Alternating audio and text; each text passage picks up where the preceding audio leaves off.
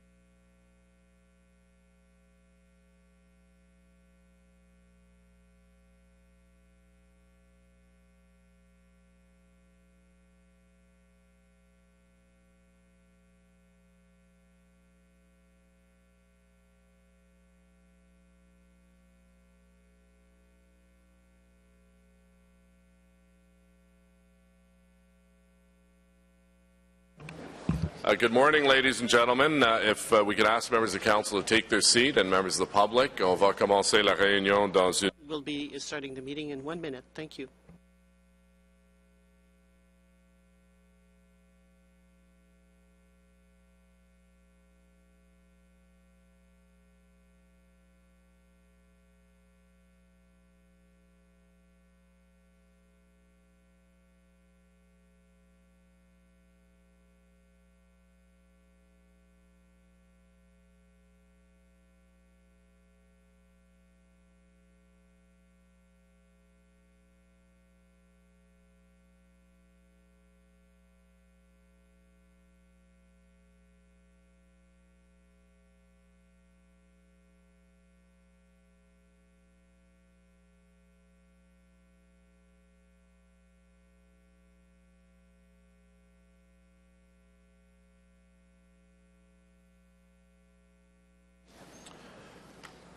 Good morning, ladies and gentlemen. Bonjour, mesdames et messieurs. Bienvenue au Conseil municipal. Welcome to the Ottawa City Council for Wednesday, May 22nd. We're able to stand. Please stand for prayer and remain standing for the singing of our national anthem.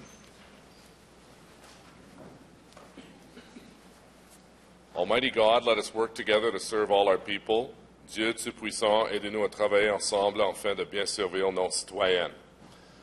We don't have our special guest for singing the national anthem. Councillor Taylor is away today, and he wanted to be here to introduce them. So we're basically on our own. So unless the Magic Morning Show would like to come up and sing O Canada, and I don't think we want to put them on that spot. So we have a recorded version, and let's belt it out, both for our country and for our hockey team who's playing tonight.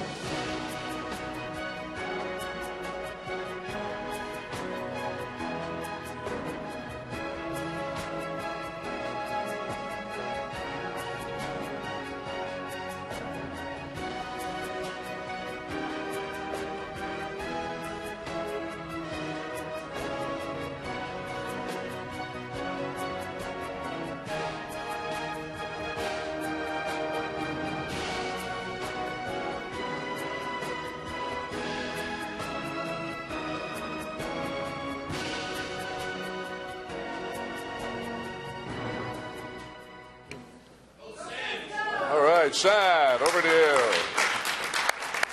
Shad wanted to lead us in a bit of a chant because, of course, Scotiabank Place is in his ward. So, Shad. Thank you very much, Mr. Mayor, and thank you for the opportunity to cheer on our home team. And I'm glad to see all the Sens jerseys in the auditorium. So, on a three count, 1, 2, 3. Go, Sens, go! Go, Sens, go! Let's go. All right, we got to do a better job of that. Okay. We'll do 3 rounds. All right. 1, 2, 3. Go, Sens, go! Go, Sens, go! Go, Sens, go! All right. Mr. Mayor, may I just suggest we get a more upbeat O Canada for our next occasion? Because honestly, like, that was not very sensational. I'm sorry it's not in the budget, Councillor. Thank you.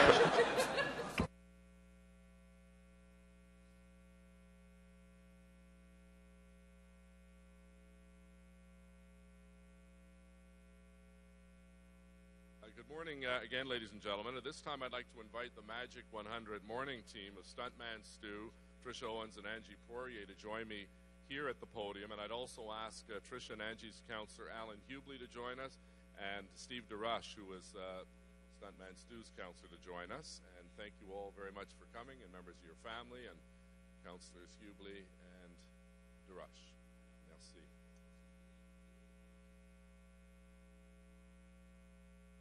For far too long, bullying was something that was taken to be part of adolescence. People knew it was wrong and potentially damaging to children, and while some individuals in some schools tried to fight bullying, there was really no coordinated effort to eradicate bullying on a large scale.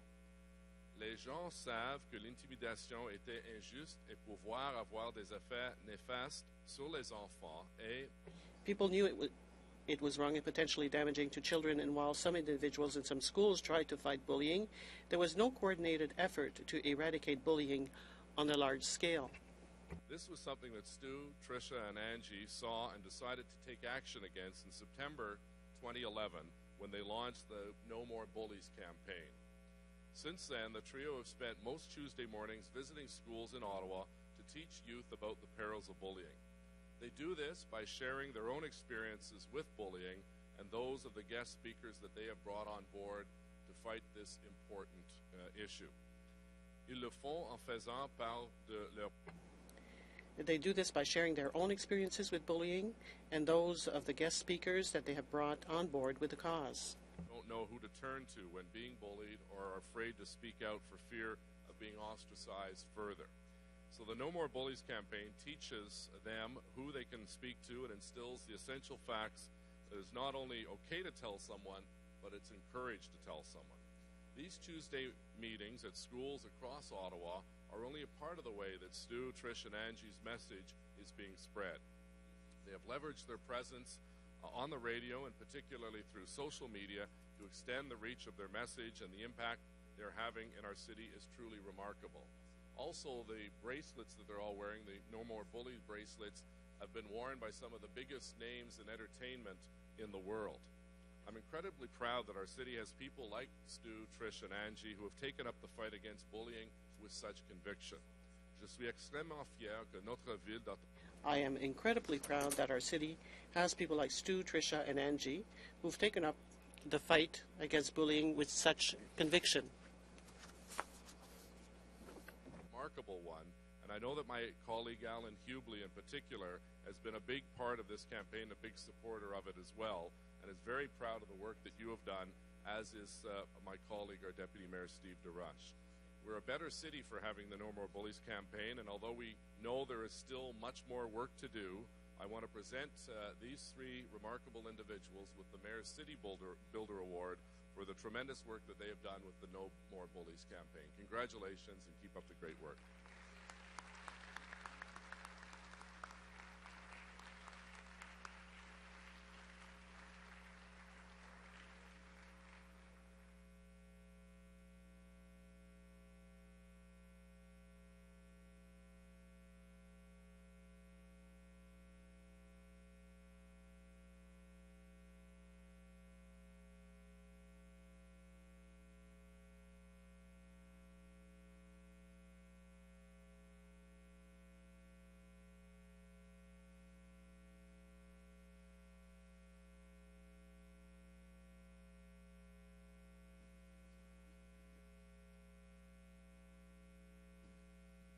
Thank you, Mr. Mayor.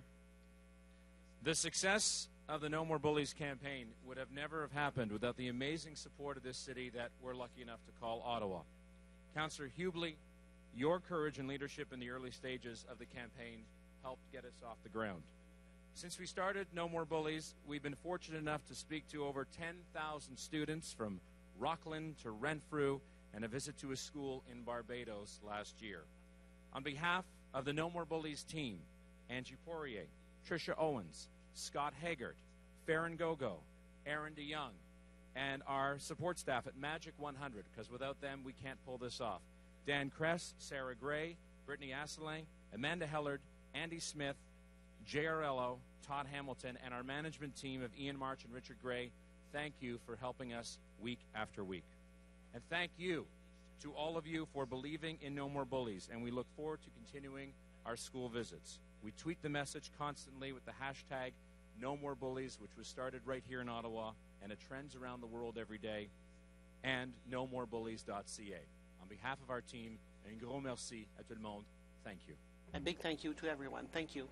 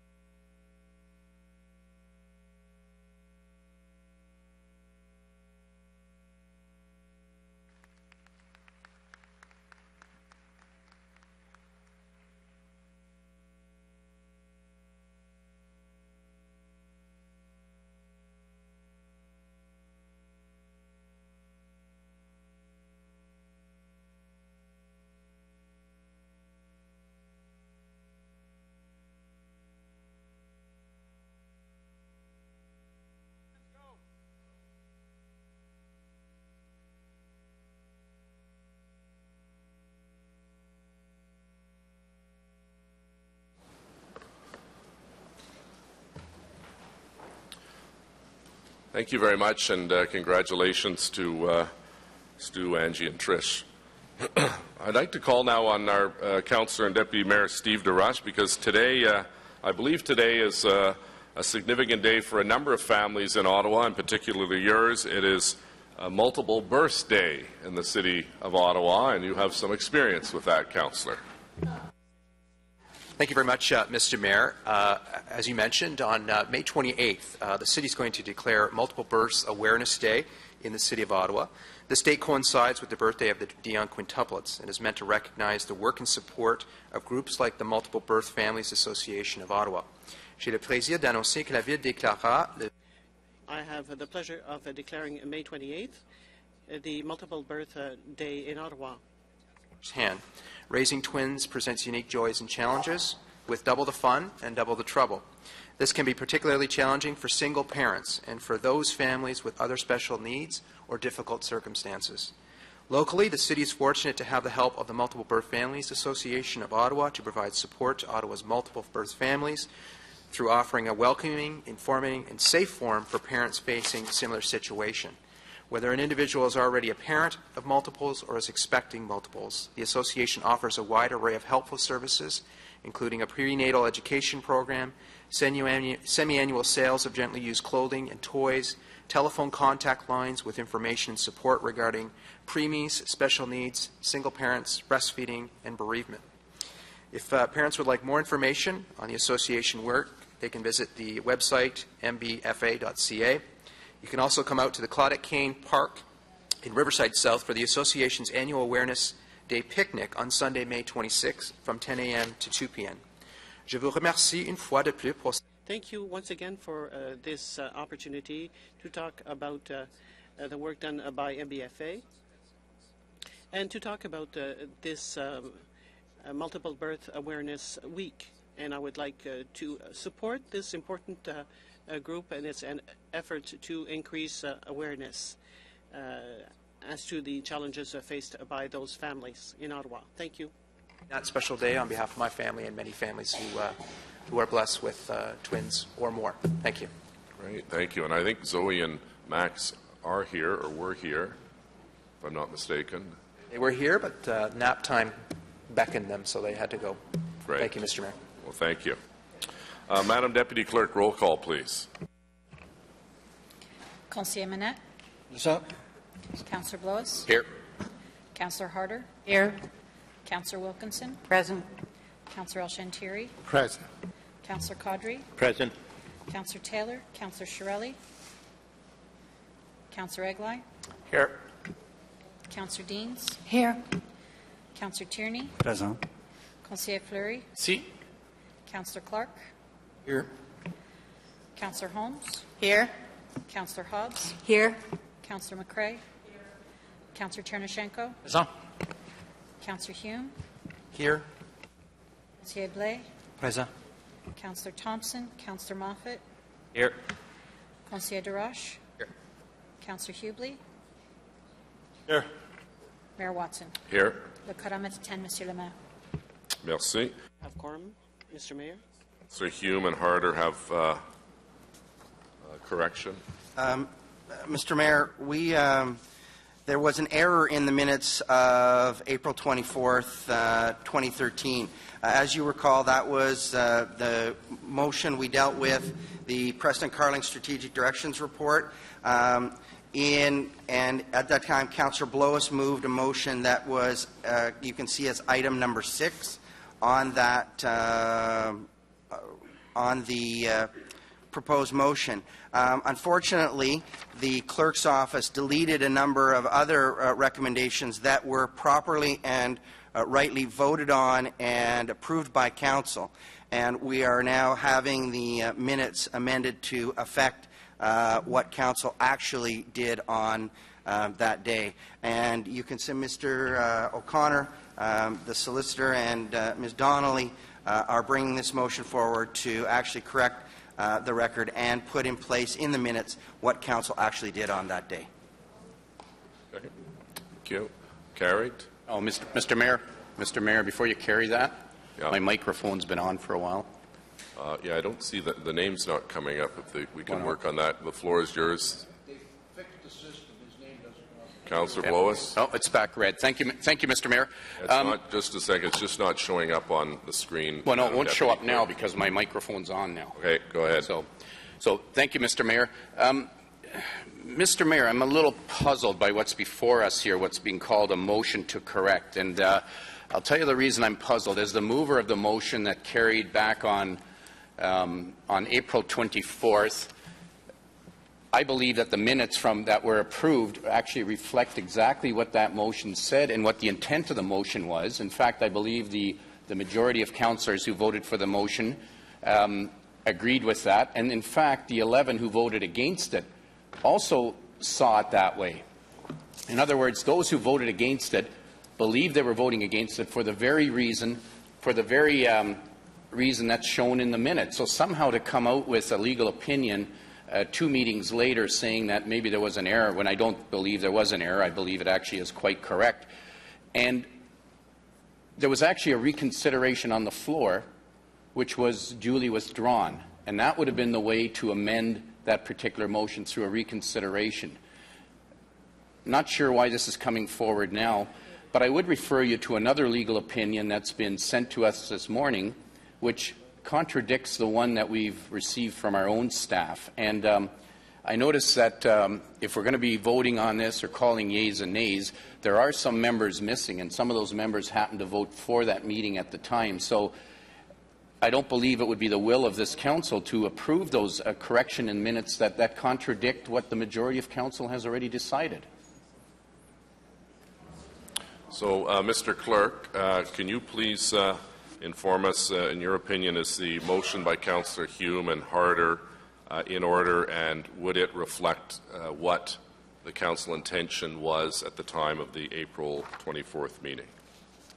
Mr. Mayor, I'm of the legal opinion that the motion from both Councillors Hume and Harder is in order.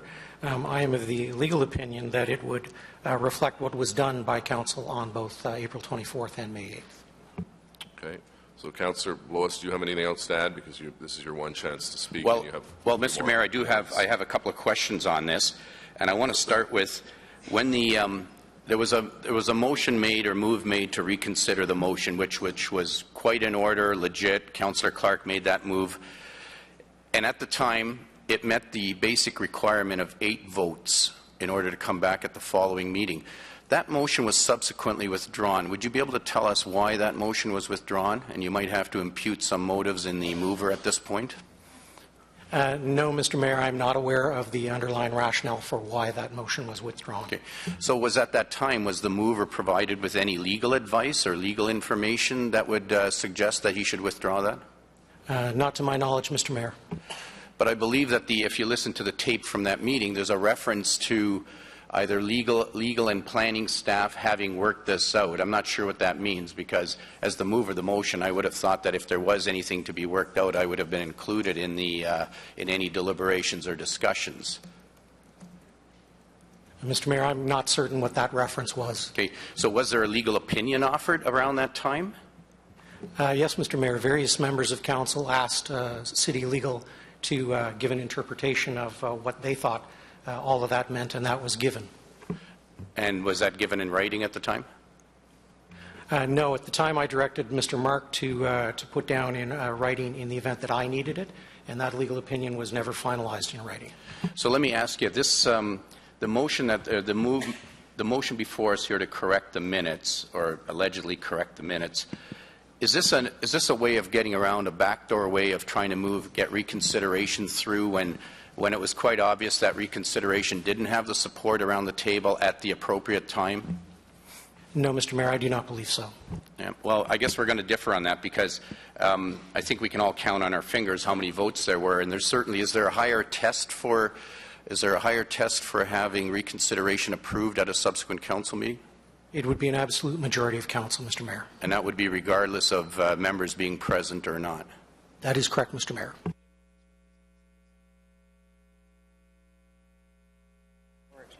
Thank you.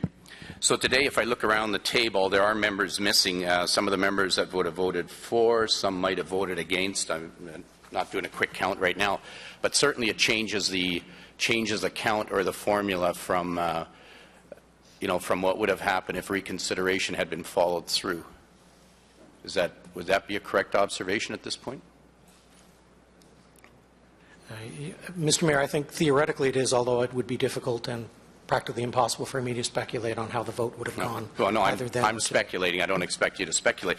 So Mr. Mayor, I think we do have a dilemma where, as the mover of the motion, as I said earlier, I do believe that the original minutes accurately reflect what that motion was intended to do and what it did. In fact, everybody's vote around this table was of the same opinion in terms of what that motion would do. To try and rewrite the minutes now, in effect, is changing what I think the will of council was and the intent of council. I hate to say it, it becomes a rewrite of the history around this table. I don't think it's appropriate. I would ask for yeas and nays on this, and I would ask Mr. O'Connor to comment on the legal opinion that we received this morning from Solway Wright. Mr. Mayor, I have read Ms. Cohen's opinion, and while I respectfully agree with her on a number of matters, I respectfully disagree with her legal opinion on this one. Thank you for that, and I guess we're going to disagree because I do happen to agree with the opinion offered, and I guess ultimately it may come to a different test. So, Mr. Mayor, when this, I'm not sure if there's an opportunity for wrap up. There are a number of speakers now. However, I will be calling for yeas and nays on the correction. Okay, there's no opportunity for wrap up, but thank you. Councillor Holmes, please. Thanks, Mr. Mayor. Just a question. I find it amazing that we would look at a normal correction of minutes as something that has other motives. Could I ask Mr. O'Connor to explain how the minutes were, how the mistake happened in the writing up of these minutes? Mr. Mayor, I take full responsibility for the way the minutes came out. I did not undertake the due diligence to read the minutes with the greatest amount of clarity. So when the draft came out, it escaped both myself and Mr. Mark and the Deputy Clerk. It should have reflected that Recommendation 3A was unaffected by the motion. So you discovered this when? We discovered this subsequent to the April 24th meeting, and I believe it was subsequent to the May 8th meeting as well. Okay, so this has been reasonably discovered recently, and that's why I think most of this is a surprise today to us around the table that there was this lack of clarity in the minutes. So your legal opinion is again how to fix this problem?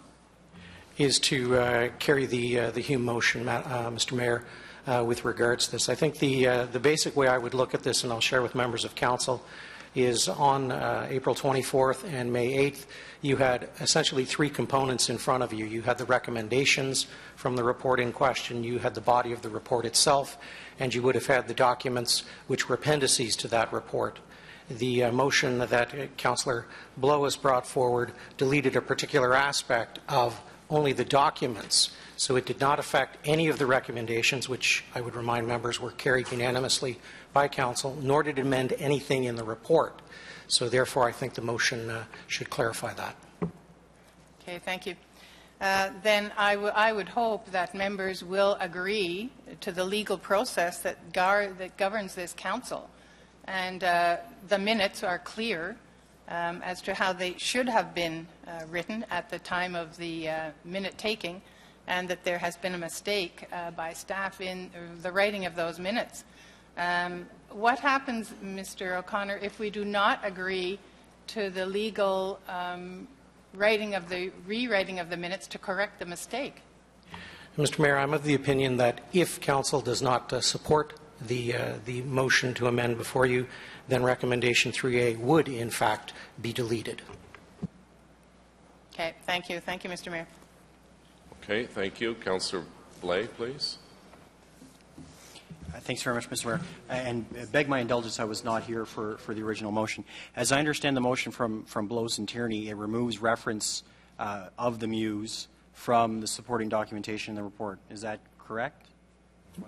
Documents 1 to 8, that's correct, Mr. Mayor. So if all reference to the Muse, its definition, what it is, et cetera, has been deleted, how can it be held for further study? Mr. Mayor, the way this would be done is staff could go forward and study the Muse and decide whether or not they were going to come back with a recommendation as to whether to not move forward with it, move forward with a modified fashion, or move forward as it was originally. This is in fact similar to what happened with the Centertown Community Design Plan at the last meeting of Council. Councillors may remember that there was a proposal for a small moments policy, and in the end that didn't make its way into the document, but staff were directed to go forward and study it.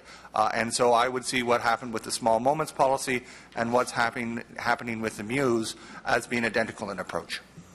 No, sorry, I guess my question was, though, if the Muse isn't defined, if reference to it has been eliminated, therefore there is no definition, it doesn't exist, so how can it be studied?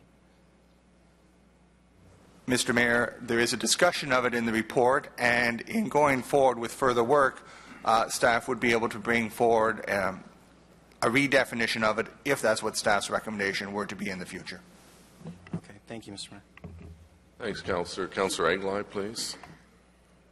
Thank you, Mr. Mayor. I have a couple of questions. Firstly, Mr. O'Connor, you indicated that you had seen the legal opinion provided by Solway Wright and that you didn't agree with it. You didn't say why you didn't agree with it.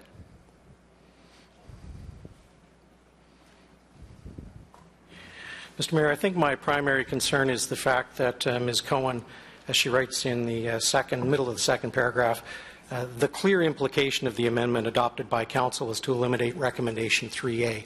Mr. Mayor, in the legal municipal world, we would look for express language with regards to a replacement motion, elimination motion, that sort of thing. We do not deal with implications or intent because that's an intangible that I cannot define. If this motion goes ahead this morning, and I'm going to have something to say about that in a minute, but if this motion goes ahead this morning and is successful, is that then going to allow staff to do something that they couldn't previously do based on the motion that went ahead at planning, which was put forward for reconsideration? Or is this just a grammatical, clerical fix, or does it actually have an implication that's going to allow staff to do something that they currently can't do?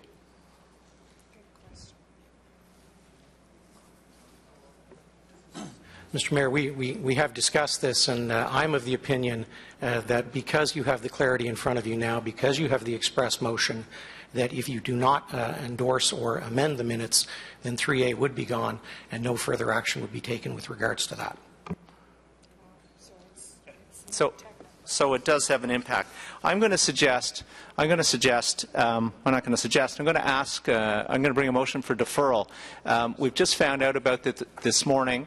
I think to properly consider this, we need an opportunity to look at the legal opinion. We need to see the minutes or review the tape. We need an opportunity to look at the original motion the answer you've given me right now disturbs me a little bit in that this clarification, as you call it, is going to allow staff to do something that they currently can't do. So I don't see this as simply a tidying up of the minutes, but there's a real implication to this motion. And I believe Councillor Deans is prepared to second the motion for deferral, so we can have a real opportunity to consider the impact of what this motion may do, and also go back and look at the base supporting materials, review the minutes, look at the original motions, so we can make an informed decision here. Okay, if you want to write out your motion and bring it to me, please. So we on deferral now. Who would like to speak on deferral? Councillor Clark. Councillor Clark on deferral. I would like to defer deferral till we've had the rest of us have an opportunity to speak. I don't wish to be cut off by this motion for deferral. Okay, on deferral. Councillor Tierney on deferral.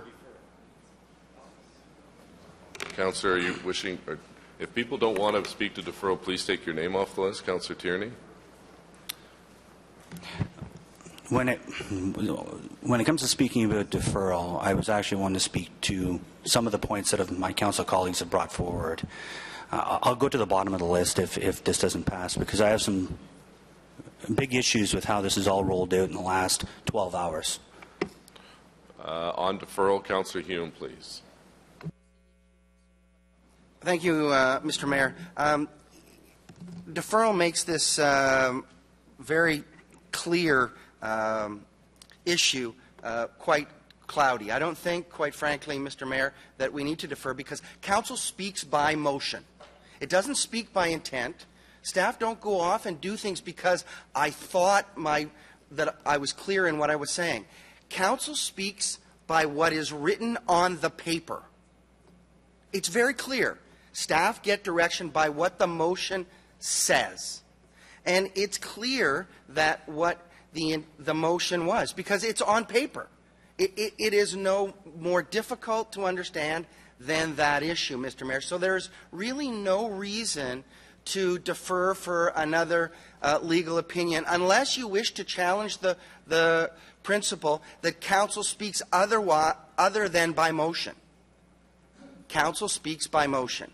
If the motion here had said eliminate 3A and eliminate all the others, we wouldn't be here today. That's not what the motion said. That's not what the words on the paper said. So, Mr. Mayor, to defer to rewrite the rules of procedure or the intent, or to discern an intent from a tape, that really doesn't matter. Because what matters is the words on the paper. And the words on the paper are absolutely crystal clear on what to do. And they're absolutely crystal clear on what they don't do.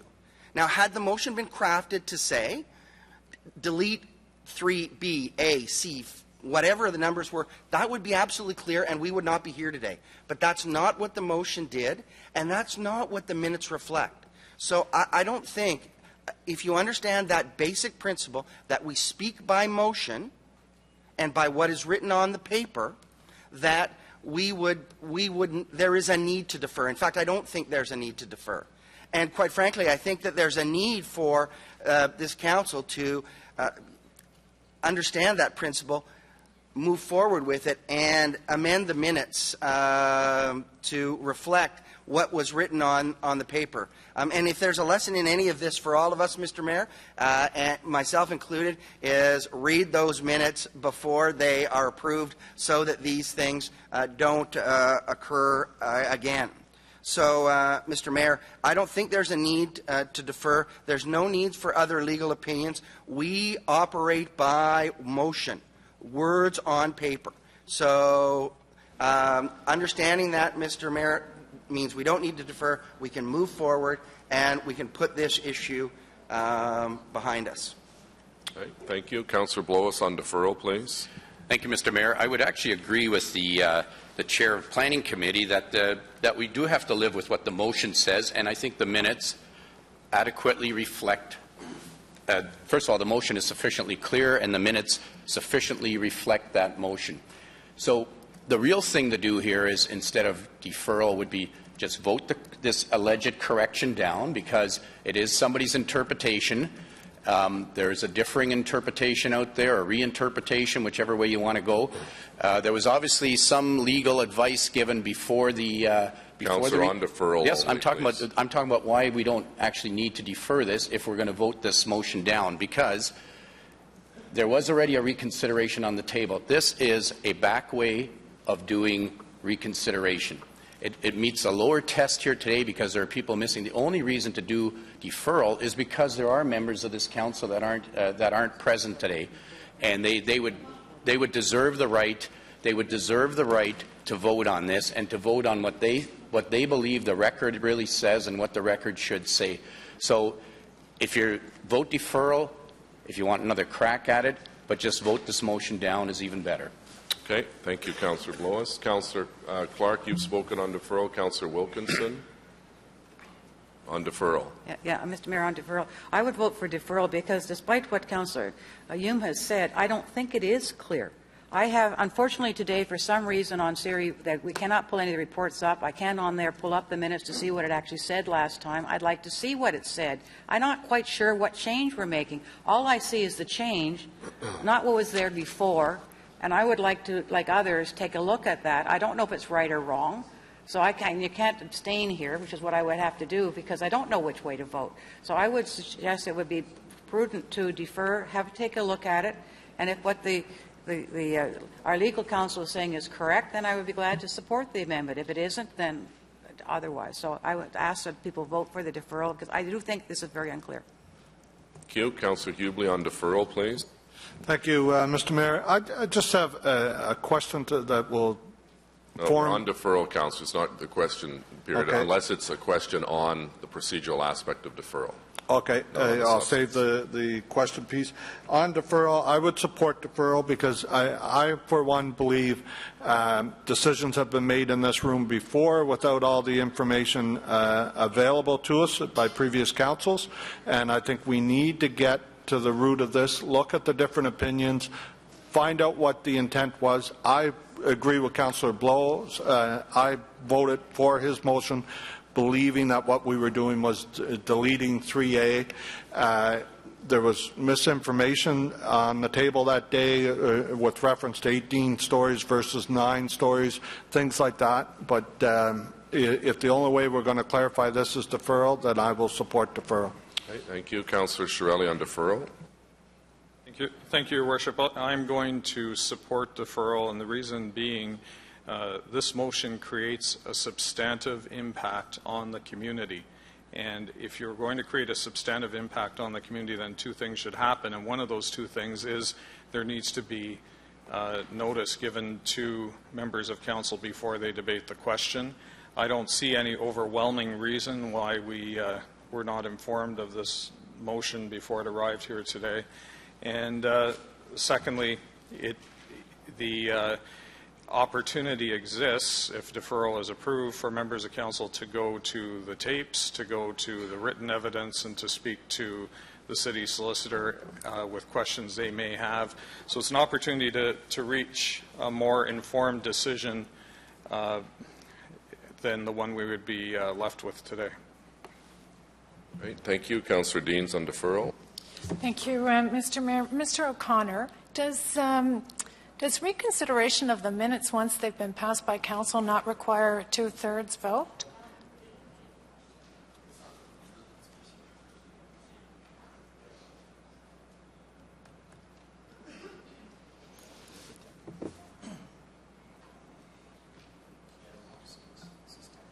Mr. Mayor, we are discussing that. We're of the opinion that the information, as the last speaker just said, we just found out about it last week, and we brought it as quickly as we could to council, so the effect of it would be new information. Point of order, Councillor Blois. On a point of, Mr. Mayor, on a point of order, the information that was sent to us last night, I believe, and I can stand corrected, I thought I heard the city solicitor say that information was offered up verbally prior to the last council meeting, prior to the minutes being approved, and prior to the reconsideration being withdrawn. And As a result, this would not be new information warranting a waiver of any rules. This would be, I happen to agree with Councillor Deans, that on a point of order, this would require a 2/3 or 3/4 majority. Mr. Mayor, in regards to that, I believe what I said was that the legal opinion was verbally given. However, the mistake with regards to the minutes was only found out last week. Okay, so Councillor Deans. Mr. Mayor, on deferral, I do believe that we need to defer this. This has come last minute. It is not technical in nature, a technical amendment to the minutes. It's a substantive amendment to the minutes that actually changes what currently is in place, and I think that we need to have the opportunity to review the tapes. And by the way, I must say this is an excellent example of why we should never have gotten rid of written minutes, so we could easily refer to them, because now we require a deferral to be able to go and look at that tape, because we can't just pull up the minutes because we don't have any. So I think if we want to reconsider something at a future date, it would be a really good idea to reconsider not having written minutes in the future. But having said that, for now, I think Council should, the right thing to do here would be to defer this so that we can have the opportunity to assess what actually occurred. At the end of the day, personally, I think we should be looking at the Muse. I think we should be considering that. But I also think that we have to be respectful of the decisions that Council makes, whether we like them or not. And if that's the decision that Council duly made, if it's to be undone, it should be undone in an appropriate fashion. Thank you. Thank you. On deferral, Councillor Holmes.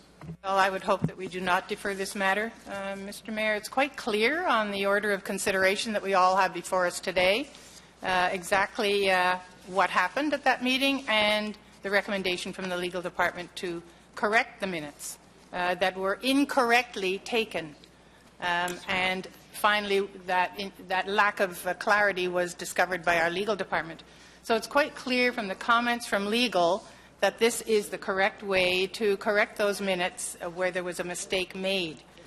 I think it's clear that the intent of the motion was clear, the motion that was brought to this table, and it is in on these committee recommendations. The recommendations by Council today would maintain the proposed north-south road Muse running from Adeline to Beach be removed. That will remain because that was carried. So I don't understand the problem that people around the table have. That removal remains in the recommendations that we have before us from legal. So I don't understand the problem. So there's no need to defer this item. Okay, anyone else on deferral? Point of personal privilege, Councillor Clark. It has been suggested that I have received communication from legal before withdrawing reconsideration. It has been speculated a couple of different times today, and I don't particularly like the tone or the suggestion that there was any such thing, because frankly I did not receive any communication from legal. Okay, thank you, Councillor. So on you weren't named, Councillor, so wrap up Councillor Eglai on his motion to defer. Mr. Mayor, the issue for me here is, and I think I'm with Councillor Wilkinson on this, is I want to be able to make an informed decision on this particular matter. Many of us don't sit on the committee where the motion came from in the first place, and, you know, to simply ask for an opportunity to do our due diligence, to review the tapes, to consider the legal opinion, to ask questions offline of our legal counsel if necessary in order to make an informed decision. I think that's our job. I think that's why we're here. And so that's why I move for deferral, and I'm happy to hear so many of my colleagues are in support of that. Nothing is going to happen to the Muse in the next 2 weeks. This gives us ample opportunity, however, to make an informed and proper decision going forward. So, again, once again, I would ask everybody to support deferral so we can make an informed decision going forward. Thank you. Okay, on deferral, I'm not going to support deferral. This is an error made by our City Clerk's Department. He's done the correct thing and brought it to our attention, drafted a motion that's been moved by the chair of the appropriate committee, seconded by the Vice Chair, 2 weeks is not going to give us anything more than more lobbying for the original problem that was caused, I believe, by the councillor who moved the motion did not consult legal himself to get the proper wording. And this whole notion, 2 members of council are away, there are often meetings where members of council are away. There was a councillor away when this was voted. Does that mean at the next meeting he doesn't get to vote because he wasn't there at that meeting? It just doesn't make any sense. So we've taken an awful lot of time to deal with an issue that, quite frankly, is very clear-cut. The clerk made an error. If we have confidence in our clerk and our solicitor, which I do, then we accept his word and his comments and his motion. And as Councillor Hume indicated, we can listen to the tape all we want, but listening to a tape of a council meeting doesn't change the written motion that was put before council. So I think to drag this out another 2 weeks, give lots of people lots of time to be lobbied. I suppose we can get another 2 legal opinions from someone else that would say something completely different. So yeas and nays, please, on deferral. Councillor Wilkinson? Yay. Councillor Eglai? Yes. Councillor Hubley? Yes. Conseiller DeRoche? Yes. Councillor Thompson? Councillor Caudry? Yes. Councillor Shirelli? Yes. Councillor Deans? Yes. Councillor Hobbs? No. Councillor Blois? No. Councillor Harder? No. Councillor Moffat? Yes. Councillor Chernyshenko? No. Councillor Taylor? Councillor Tierney? No. Conseiller Blais? Oui. Conseiller Manette? No. Councillor El-Shantiri? Yes. Councillor Clark? No. Conseiller Fleury? No. Councillor Hume? Councillor McCrae? Yes. Councillor Holmes? No. Mayor Watson? No. 11 yeas, 11 nays. Okay, the motion is defeated. Back to the main motion. Yeas and nays. Sorry, Mr. Mayor, I had a question on the Okay, motion. well, You asked no me to one's wait. pushing their button, so if you want to speak. Is the system not working, Madam Deputy Clerk? So if it... Okay, if you can try pressing it again. Okay. Try again, Councillor. There you go. You're on. Go ahead. Great. Thank you, Mr. Mayor. My question for the city solicitor was, how many times has this method of changing the minutes been used in this for city council? I don't think it's been used in this term. Has it ever been used since amalgamation? Mr. Mayor, since amalgamation, and I have been deputy clerk for 5 of those years, I don't recall such an error being made. Okay, thank you. Right. Councillor Wilkinson on the main motion, please. Yeah, I have a question for the staff. Could you read out the motion that we actually passed at that meeting that was then put wrongly into the minutes? Because that's what I wanted to have the deferral so I could look at it. It's not in the last minutes. We don't have that in front of us. Maybe we should park this. Just park it, get the information, go on with the rest of it. Mr. Mayor, the resolution from the motion 53/4 from Councillors Blois and Tierney, therefore be it resolved that the proposed north-south road bracket Muse close bracket running from Adeline to Beach Street be removed from documents 1 through 8 in the report, and that all other land use elements remain as conceptually shown. Could you scroll back up? It's in the whereases on this, and you scroll down to the.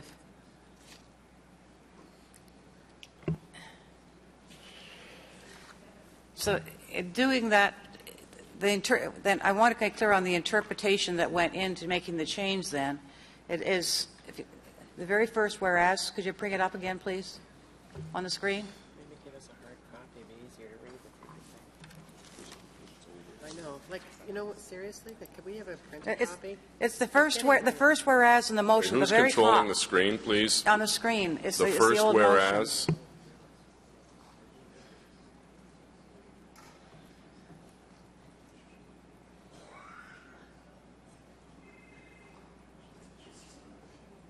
Okay, so the motion says that the proposed north-south road Mews running from Adelaide to Street be removed from documents 1 through 8 in the report.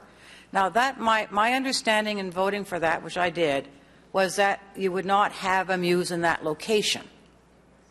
Does the change the minutes that you're doing still state that you would not have that Mews, that particular one, not any one, but that particular one would not be permitted? I don't read that in what you put in the motion. That's why I'm concerned.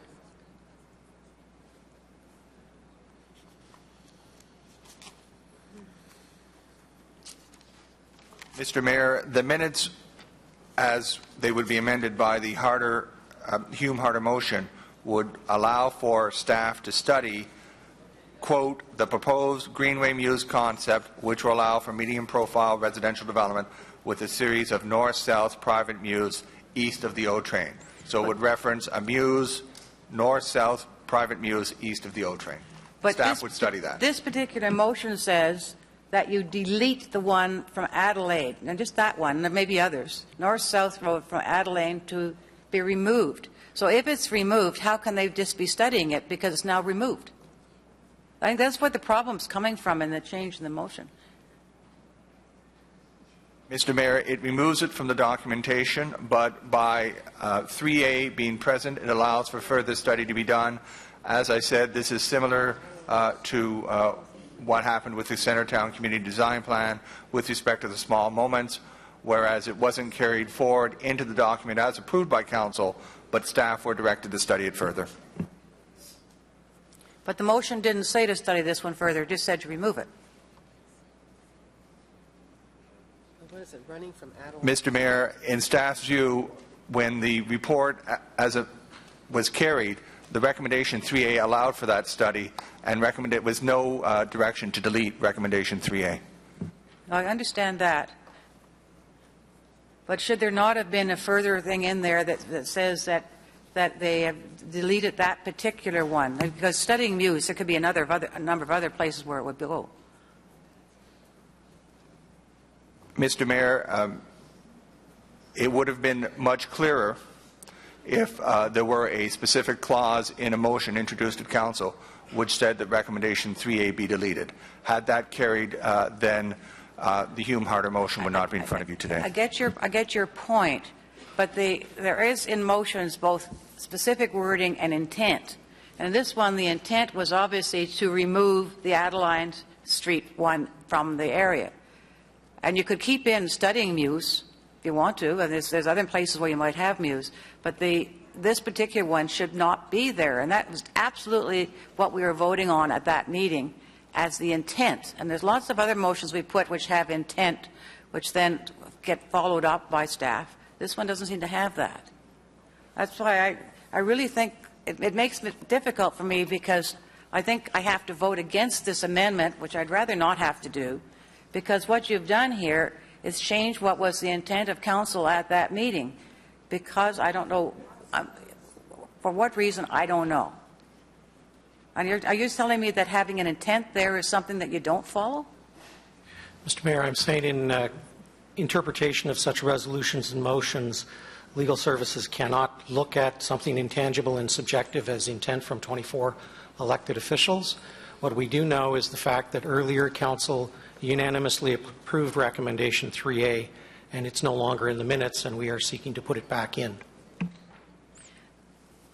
I get that point, but this motion also has something in it which you also had to put in. And you've taken it, you've left it out.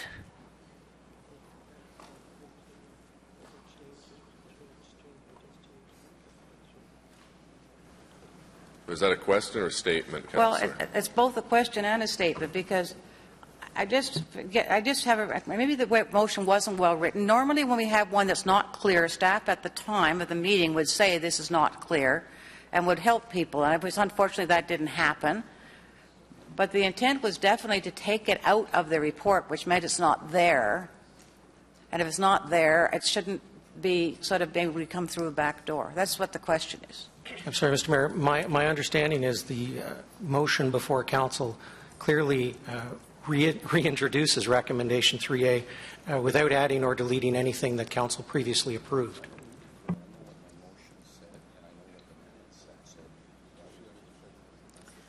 Okay, thank you, Well, Councillor. this doesn't answer things, but I'll have to. Councillor Tierney, please. Great. Thank you, Mr. Mayor. As the seconder of this motion, I thought it was pretty clear when this all came out, so I'm kind of perplexed. But I think this is part of a bigger issue I'm seeing here, is where things are coming far too late in the game to this council for time to be able to digest these issues. I believe we got an update on these minutes last night at 6:03 p.m. Is that correct? I believe that's about the time, Mr. Mayor.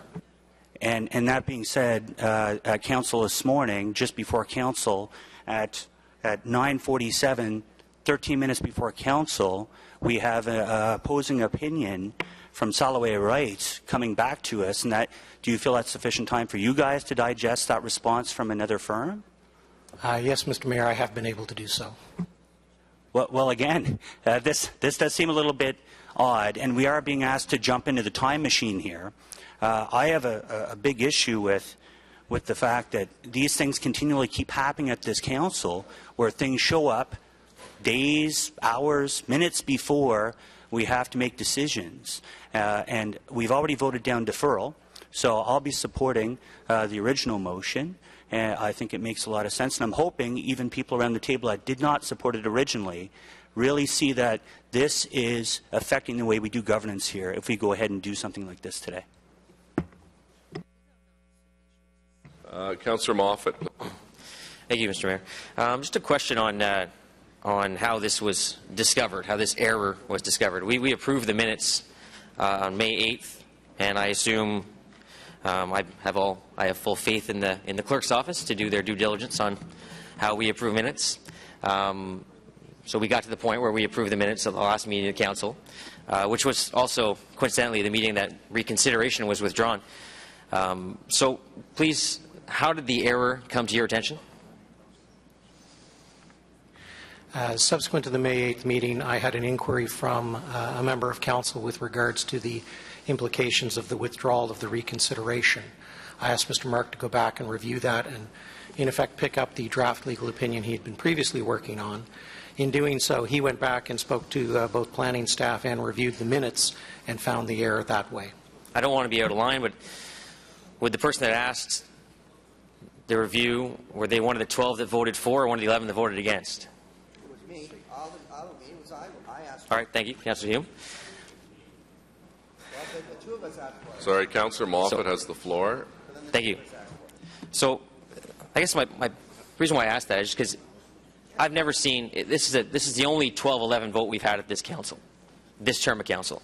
This is the only vote that has ever been proposed to be reconsidered. And once that reconsideration dropped, somehow we're back here again looking to change the will of council. And I think that's exactly what this does. It changes the will of council. And anyone else can argue differently if they so wish. But this, if we approve this change today, we definitely change what we did a month ago. I think that's wrong. And I don't think that's the way that this council should work. I don't think that's the way that any council should work. We had the vote a month ago. 2 weeks ago, there was a chance to reconsider. It was withdrawn, and that should have put this motion to bed. So I will not be supporting the change to minutes, and I hope that I urge my colleagues to do the same. Thank you.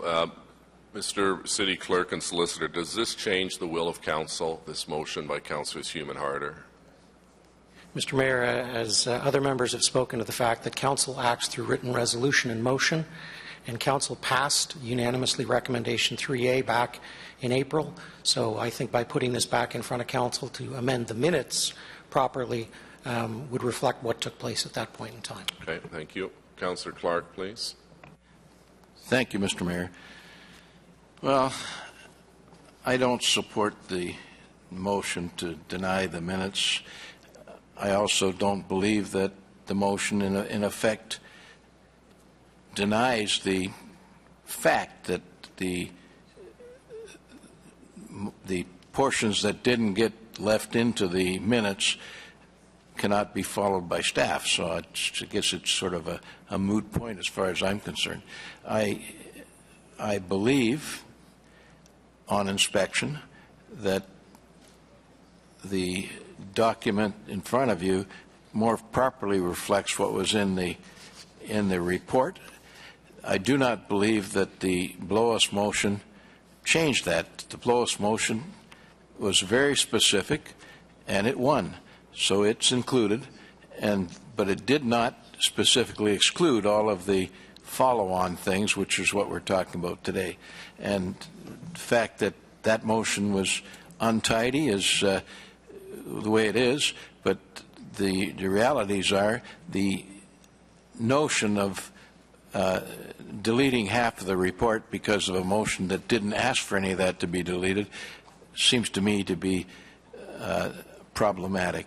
And I really do believe that this particular set of minutes was flawed and therefore correctable.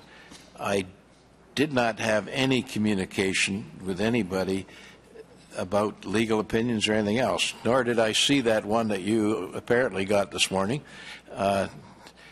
which also doesn't deal with the issue, whether or not something was specifically excluded or not. And since I don't believe it was specifically excluded, I think it might be tidier to have it in here through the correction of the minutes, but I don't believe it should bar staff from doing what it said anyway, since that was passed at the previous council. So when we do that, we leave ourselves with a bit of an anomaly, but I don't think it bars staff from moving forward with this set of things that we're trying to put back into the minutes today. I think they can do that anyway. And I think that would come forward as a report to Planning Committee and Council in due course. So we're talking about something that may or may not have any impact on anything. I may have a disagreement with the lawyer, but I've disagreed with him before. Is that correct? Absolutely, Mr. Mayor. In any event, I think the tempest is still in the teapot. I think that this correction of the minutes is valid, and I believe that denying the correction of the minutes should have no effect on whether or not city staff can pursue the DARCH recommendations.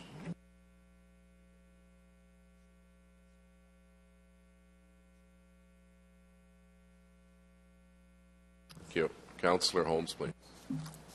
Thank you very much, Mr. Mayor. Well, just to remind people, what we have before us today is the Preston-Carling District Strategic Direction. It is not a CDP.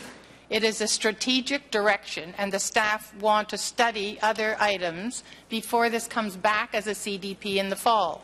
There are many issues still to be looked at, but because there's so many applications for rezonings in the area, the staff wanted some direction as to what to do with, in particular, the high-rise buildings along Carling. We have many applications in for more high-rise buildings, and the staff needed some direction in order to deal with that. So there's going to be 6 months of more studies on many items in this area. And one of those items was the muses, because George Dark specifically said, no muse, no height, because there's no transportation capacity, there's no traffic capacity on those dead-end streets. The one short block, very narrow street, there's no access for transportation unless you do a little road around those blocks and connect them all. Then perhaps it's appropriate to add some height. But without that, it is not appropriate to add height. So if you take out the muse, are you taking out the height? That's what the people who live there, that's what the BIA wants to know, that's what the staff want to know, and they wanted to do some study of that. So when Council agreed to take out the small piece of muse and not look at that piece of muse, we'll take that out. It left other pieces of muse sitting there that the staff want to study. It's not the only piece that has been deleted. And we need to know whether a muse is essential or whether we can add height with no access to get into parking garages and other problems that are going to accrue. So it's not unusual that the staff want to do more studying before a CDP is finalized. As Mr. Mark has said, there are other CDPs where further studies will result to look at other things that are happening in the area. So what we have here is the staff wanting to look at the Mews and how it relates to height, and also that the Mews from Adeline to Beach has been removed. Those are both before us. I don't think that we should be not allowing the staff to correct their mistake in taking the minutes.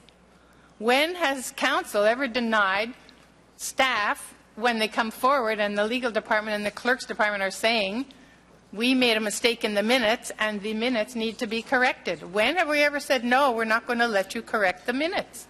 I don't think that has ever happened. I don't think that's legal, that we would say no to our legal staff and our clerk's department that they made a mistake and we need to correct it. It's, you know, I mean, there are all kinds of political innuendos today. I don't think any of that is appropriate. You know, this is strictly a mistake that the staff made and they want to see it corrected so that we do have correct minutes. So, you know, you can say, oh, this is all politically motivated. It is not politically motivated. We all discovered this at about the same time when the staff looked at the minutes and made sure they clarified them. So what we have before us today is a clarification of those minutes. And I would certainly hope that Council will agree to clarify our minutes when that direction is coming from our legal department. Thanks, Mr. Mayor. Great. Thank you. Councillor Harder, please. Thank you, Mr. Mayor. Well, I actually agree with the comments from many people around the table today, but I think that if I go back to the motion, the Blois-Tierney motion back whenever that was, I think that the intent was specific, unless I'm wrong, not to the entire Mews, but it was more specific than that. That was the intent. And so where I think that we differed from that point, those of us having been at committee and having understood the discussion there, with the strategic directions, which Councillor Holmes just talked about, remember, this is what we're talking about. We're talking about a really important neighborhood that's going to take a whole lot of intensification density over the next many years, the Carling and Preston area, and there's a lot more work to be done. Exactly what Councillor Holmes said. What we can't have happen is we cannot restrict all the development based on not having the right access. But what we are going to be doing is looking at situations that are unique. For example, the Richcraft site, very, very high. Their concept plan had a whole lot of public space. My question to George Dark would be, and it was, you know, you're saying that they really can't have the second tower based on this Mews factor. I said my argument would be they're providing public space and public access to that in a different way. It's through their property. It's a huge, it's almost like a Las Rambas kind of a thing with a lot of activity, a lot of people, pedestrian stuff that's open to the public. It's a different way of looking at it. The same could happen down along the strip. But what's important is that not all of that's going to be turned into huge high-rises. And I don't think we want to restrict that community to being developed in a way that is going to eliminate opportunity. And we're at the opportunity stage. Yes, we have, because we have some applications that are at a certain point. We have more that we know are coming in. And so therefore, we had to come up with a plan that is a strategic plan. And it accepts certain things. But one of the things we need to consider for that long strip of that, I mean, and how more important if, for example, at the end of the day, the LRT does end up going down Carling. You kind of need that opportunity along there. So having the opportunity to look at the development in different ways, maybe it will be a linear Mews, maybe there will be a plaza that it comes through, and then that will be accommodated through an application and through site plan, etc. There's no reason why that can't happen, but there is a big reason if we don't correct the minutes, which were incorrectly put into the council for us to approve. And I think that's where we are. So I think around the table, we can have a whole bunch of dialogue on a whole bunch of stuff. But the fact is that we need to have the opportunity to be strategic about this area. And I think that that's why we should accept the fact that the motion that passed at the last one dealt with a certain area in a certain way, and I think that when an application comes in for that you have to have that look-see, which I just said would happen with the Richcraft in order to accommodate what they want to do, and which in fact they have in their concept plan. But let's not throw out the baby with the bathwater and really strip any ability for accommodation of community and applications and the future in a very important part of our town. Thank you. That's great. Thank you. Councillor Blais has spoken, so Councillor Egline. Thank you, Mr. Mayor. Just like to respond to a few things some of my colleagues had to say. With all due respect to Councillor Holmes and to our fine legal counsel, of course we can disagree with our legal counsel. There's nothing illegal about that. They're giving us an opinion. It is an informed opinion. However, it is an opinion. It's not binding upon us, and it's our job to make the decisions. It's not legal's job to make the decisions. So it's, in fact, part of our job to challenge legal and to do what we think is correct under the circumstances. This issue for me is not just about the Muse and the options that may or may not be there, but this is about process. And I think process has been put to the side of the road this morning, and that's why I'd asked for deferral in the first place.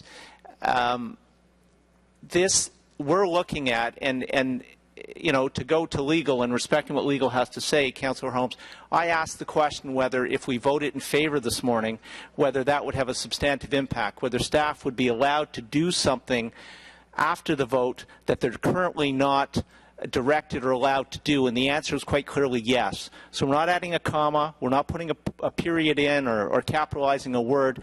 We're giving, we're changing what happened. We're giving staff the opportunity, the ability, the direction to do something that they currently cannot do. And I, you know, we're being pushed into the corner a little bit here, a little bit into a box, but with the information we have, the notice that we've had, I certainly feel that, similar to Councillor Wilkinson, I believe that I have no choice but to vote against this motion this morning. Thank you. Thank you. Councillor Shirelli, please. I just have a procedural question, which is what number of votes is required to win on this motion today? And on what basis? Simple majority, Mr. Mayor, because the motion is properly before you. Because what? Because I'm of the opinion, Mr. Mayor, that the motion is properly before you, so a simple majority of members present and voting. Anything else, Councillor? Conseiller Monette, s'il vous plaît. Mr. Mayor, one of the previous questions, I think Councillor Ubley mentioned it, that you had never seen this happen. I know I've never seen it happen since 2006. The procedure in the past, whenever a vote is questioned, is to move for reconsideration. Is that correct? Mr. Mayor, that is one of the options under the procedure bylaw. Okay. And if you move for reconsideration, that's when you can make some changes? Subject to the notice of reconsideration passing and then the actual motion for reconsideration passing at the next meeting, yes. Okay. And when I look at this motion here, 53-4, which was passed, 12-11, it says, and whereas the Muse will not serve to make pedestrian movement more attractive and may have a detrimental impact on the community from traffic infiltration, therefore be it resolved that the proposed North-South Road Muse running from Madeleine Beach Street be removed from documents 1 through 8 in this report, and that all other land use elements remain as conceptually shown. Now, the minutes that I'm reading here, it seems like the Muse is being put back into the equation. Is that correct?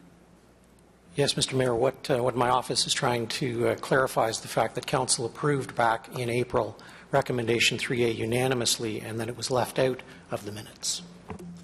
But in motion of the previous Council, we had been very clear in our motion what we wanted.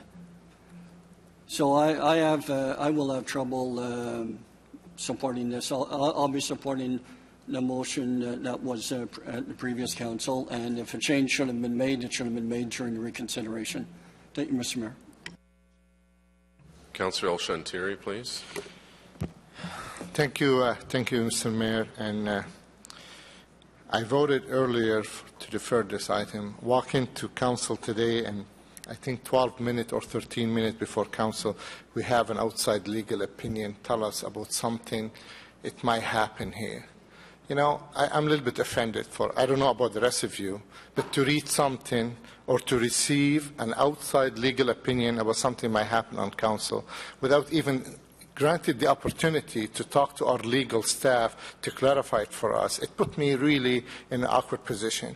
And I can't help it but to say, you know, this council took on for 2 years working on transparency, accountability, to be transit with all our expenses and vote for everything we can possibly do to show us we operate clean and crisp in our community. We're the only council probably today, whether in the province or in the country, we haven't been tainted with something. And today I get that discomfort zone where we ask, give us time to talk with our legal staff so I don't be subject to an outside opinion on this one. I know your opinion is an opinion and the outside opinion is an opinion, but I think we have the right as a councillor to have access to staff and ask them about this. And now we see ourselves subject in, you know, what are we trying to hide here? Why we can't defer this? Why can't we have a legal opinion with you and tell us, you know, the background of this and the information we need to go forward? And I don't think none of us really were hooked up on something other today show there's a process and there's integrity, and I really don't feel comfortable about it. And I will be voting no for this, just under that, not because I wasn't allowed the opportunity to ask our staff and get a clear direction from them. Well, Councillor, you have 3 more minutes to ask more questions. That's what we've been doing all morning. So please go ahead if you have questions. Mr. Mayor, with all due respect, I mean, it's to allow us the opportunity, because A, we don't sit on plan committee, B, we didn't know the background of all this. So to have the opportunity to walk in to Mr. O'Connor asking, why would I get an outside opinion I never asked for? Why would I get it in my email?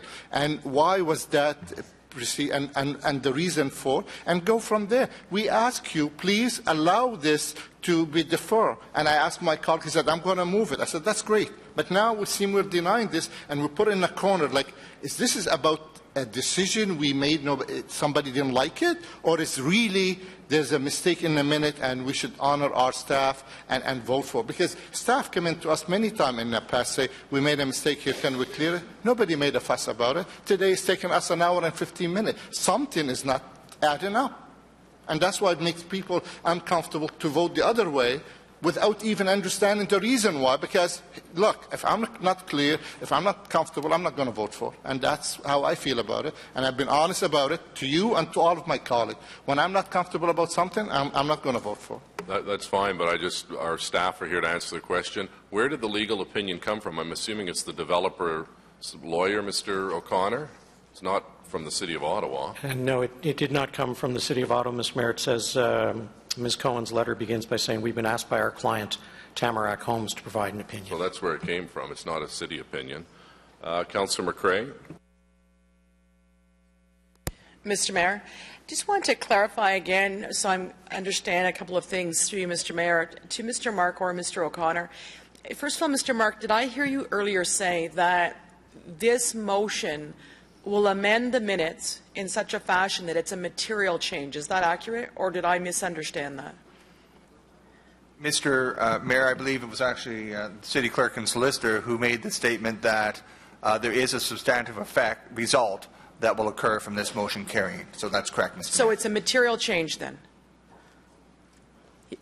I don't want to borrow language from contract law, but no, it would. I loved contract law, Mr. O'Connor. And Mr. Mayor, I'm aware of that.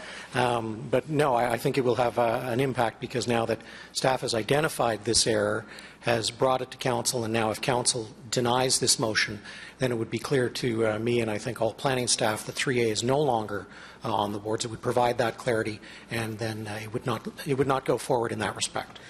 Okay, and through the Mayor, I think that was the intention. I don't want to put words in Councillor Blois's mouth, but I think that was the intention of the drafter of the original motion, was to remove that from the plan. And again, through the Mayor, Mr. O'Connor, in terms of an amendment, this would then not be a technical amendment that we slap up quickly. There was a mistake in a sentence or a spelling or anything like that, where this is a procedural anomaly? That's correct, Mr. Mayor. It's not a typo. It's not a we missed a line. This is it was removed by my office, and I'm asking council to put it back in because council voted in favor of it. In favor? Sorry, Mr. Mayor, I didn't hear the last part. In favor of? I apologize, Mr. Mayor. Council voted in favor of recommendation 3A back in April. Because the motion itself was not legally correct, was what you said earlier this morning. That's accurate?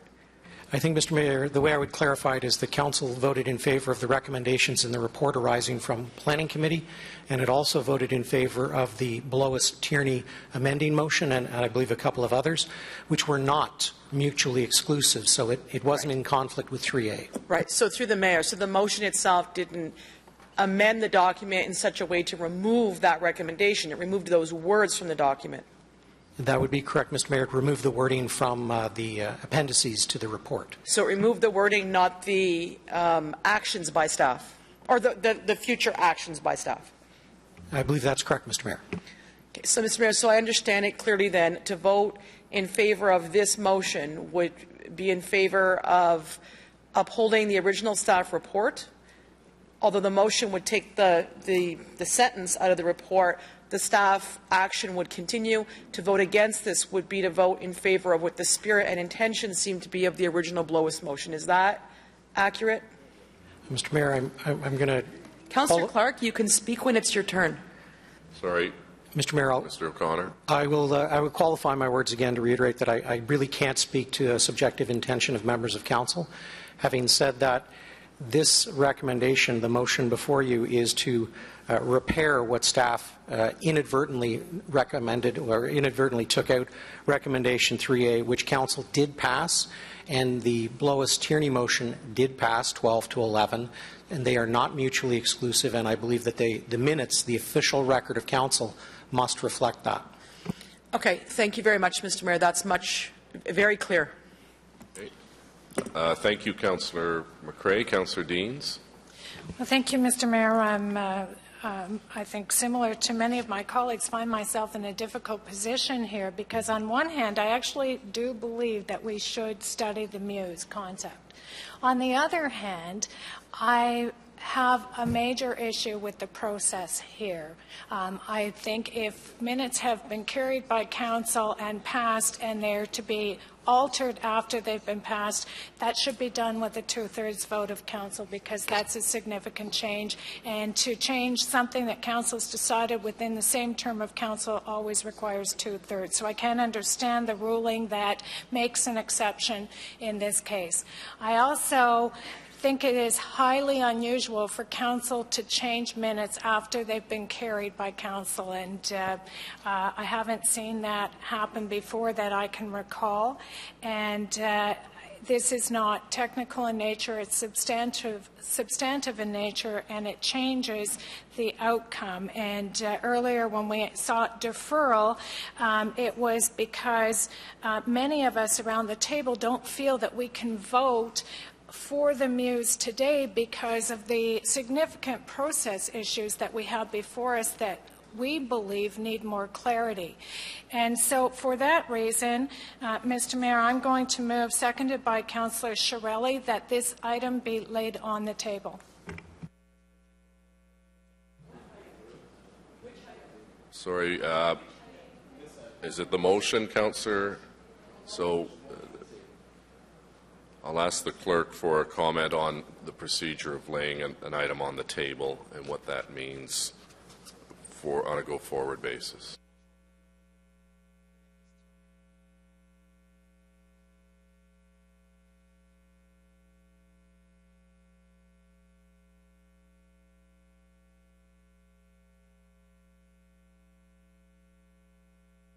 Mr. Mayor, I'm looking at Section 62 of the Rules of Procedure. A motion to simply lay on the matter on the table is debatable, but cannot be amended. So I would recommend that the opinion it's in order. Can you tell us what the implications of having something left on the table means? Is it just simply in limbo? It is effectively a motion to postpone or defer, and there would be, at a future council meeting, there would be a requirement to, if the matter was to be dealt with, to motion to lift it from the table. Okay, so it's debatable on tabling the item, leaving it on the table. Councillor Blois. Mr. Mayor, I mean, it sounds the same as a deferral. We just had a deferral vote. Not sure why we're going to put ourselves through this misery twice. I think the minutes, let's vote on the minutes and let the chips fall where they may, and then if necessary, we can have reconsideration. It will achieve the same thing. Thank you. Okay. So anyone else on? Is it the will to adopt the same vote? Okay, yeas and nays have been called. Sorry, okay. Councillor, I'm sorry, the names are not coming up on the screen. Councillor Shirelli, we're just about to start a vote. Did you want to speak on laying on the table? I had my button pushed and it turned red. So. Okay, go ahead. Go ahead. Thanks. The slight difference between deferral and laying on the table is that it's open to members of council to lift it from the table at any time, which theoretically could be as early as the end of this meeting. And if members of council are comfortable with dealing with it at the next or subsequent meeting, they can lift it from the table at that time. Is that correct? Yes, Mr. Mayor, that's correct. Okay, thanks. Okay, so yeas and nays on laying it on the table. Deputy Clerk. Councillor Wilkinson? Yes. Councillor Eglai? Yes. Councillor Hubley? Yes. Councillor DeRoche? No. Councillor Thompson? Councillor Caudry? No. Councillor Shirelli? Yes. Councillor Deans? Yes. Councillor Hobbs? No. Councillor Blois? No. Councillor Harder? Yes. Councillor Moffat? No. Councillor Chernyshenko? No. Sorry. Councillor Taylor? Councillor Tierney? No. Conseiller Blais? Oui. Conseiller Manette? Yes. Councillor El-Shantiri? Yes. Councillor Clark? No. Conseiller Fleury? No. Councillor Hume? No. Councillor McCrae? Yes. Councillor Holmes? No. Mayor Watson? No. 10 yeas, 12 nays. Okay, that's defeated. So we were ready to go to the main motion, unless Councillor Hume would like to wrap up. Councillor Hume. His motion.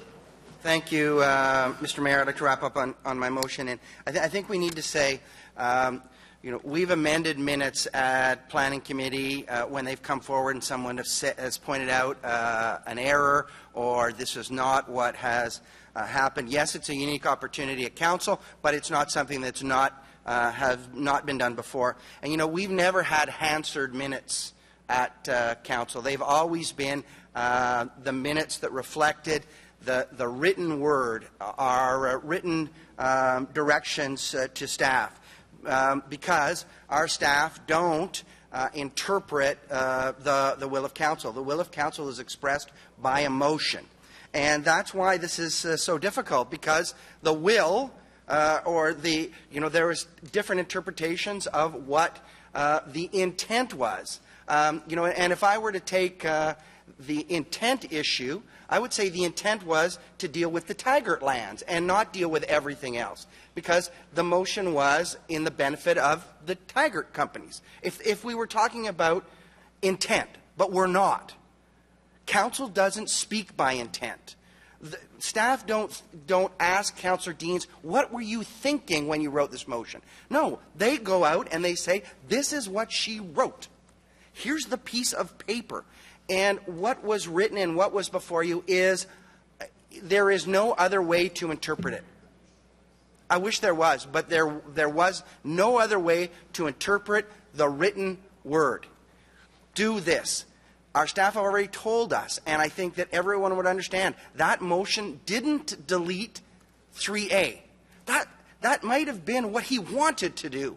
That's not what he said. That's not what, sorry, he may have said that. That's not what the motion said. And what's important, members of council, and it's an important principle that we all should adhere to, is that council directions are not given by intent. They manifest themselves in the written word. What did council do by motion? It's not what did council think they were doing. What did council do? Here's the direction it gave on paper. And when you look at that very objectively, council carried recommendation 3A and carried the Blois motion, because the Blois motion didn't delete 3A. Had it been crafted a little bit differently, we wouldn't be here, but it wasn't. And so, members of council, I know that you don't like this. You think that this is messy, and indeed, it is.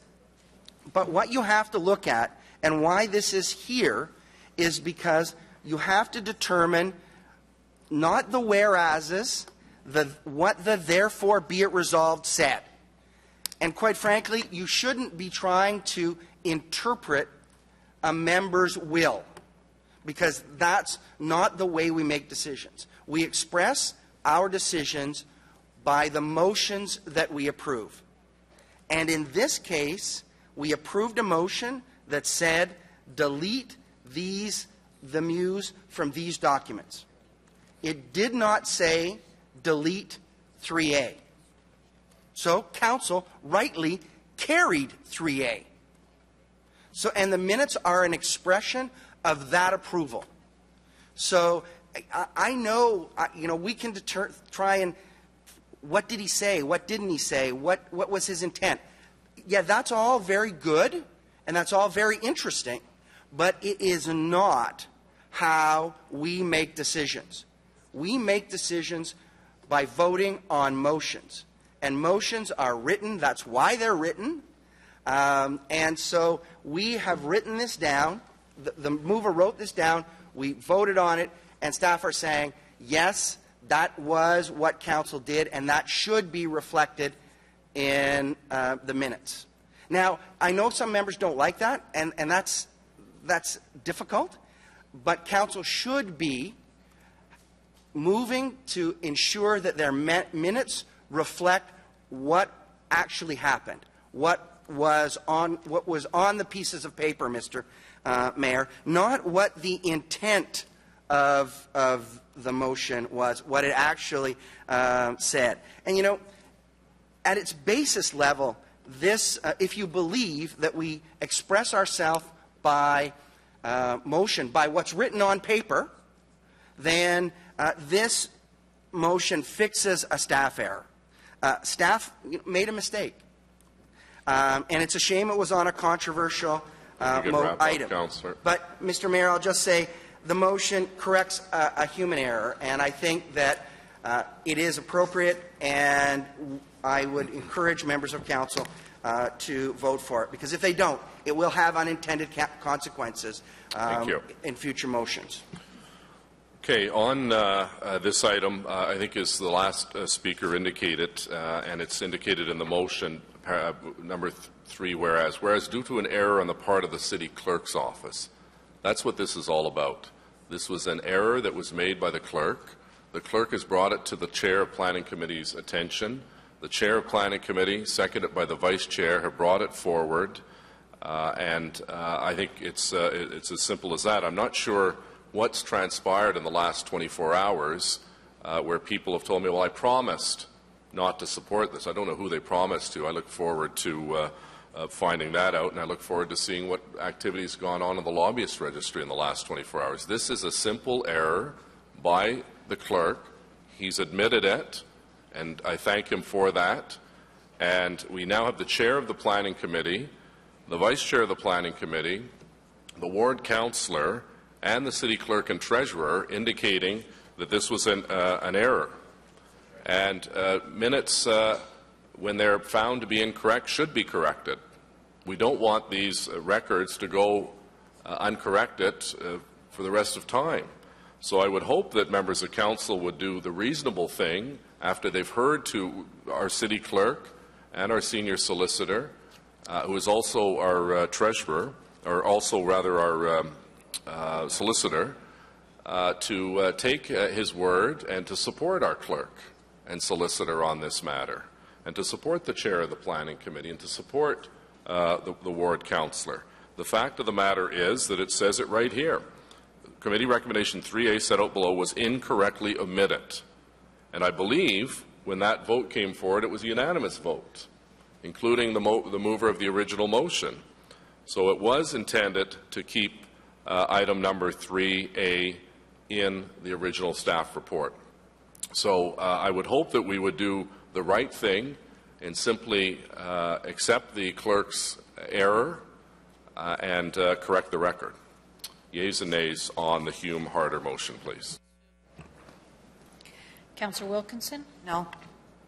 Councillor Eglai? No. Councillor Hubley? No. Councillor DeRoche? No. Councillor Thompson? Councillor Caudry? No.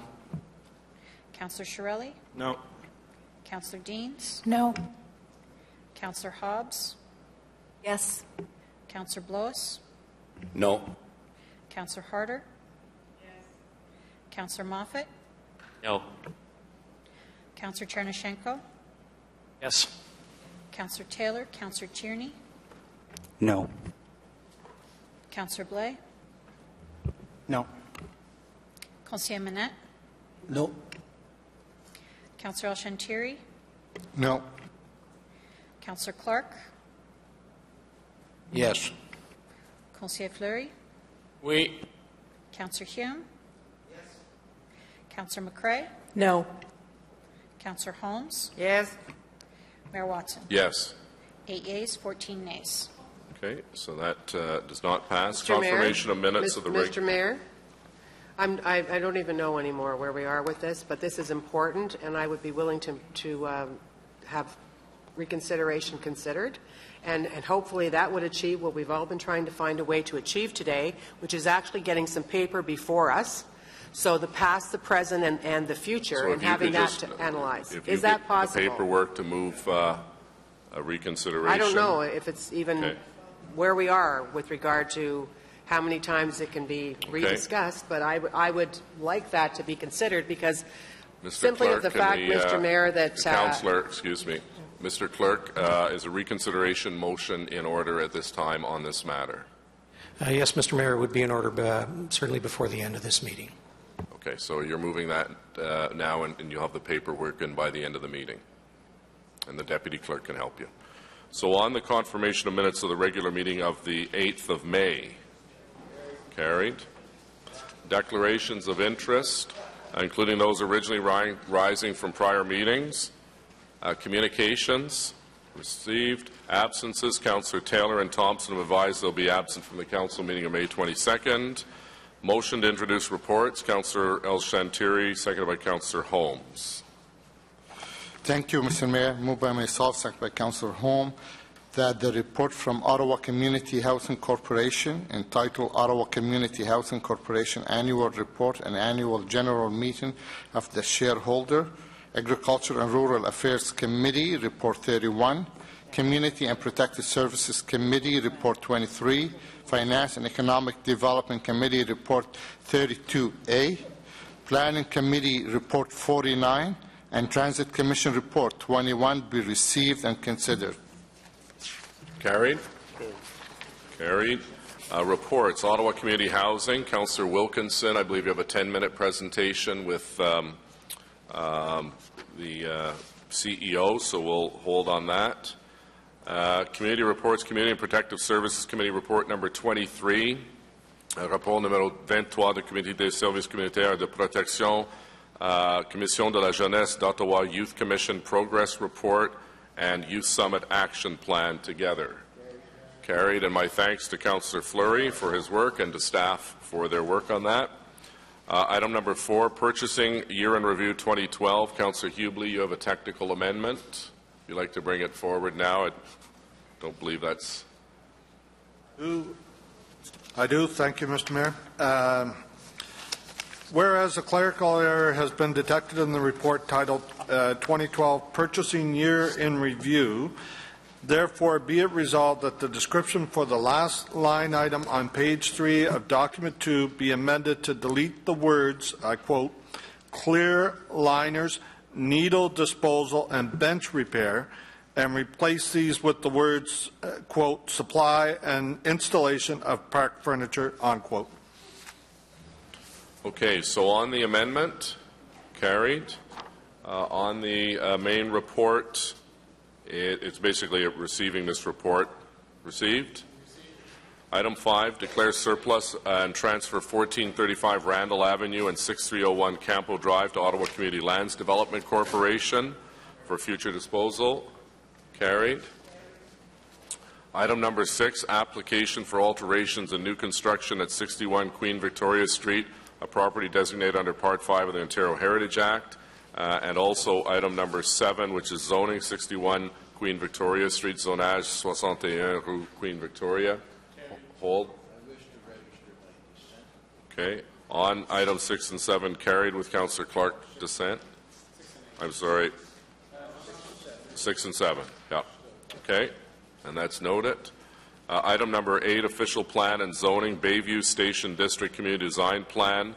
Councillor Hume has motion. Councillor Hume, seconded by Councillor Harder on the Bayview District official plan. Councillor Hume. Thank you, Mr. Mayor.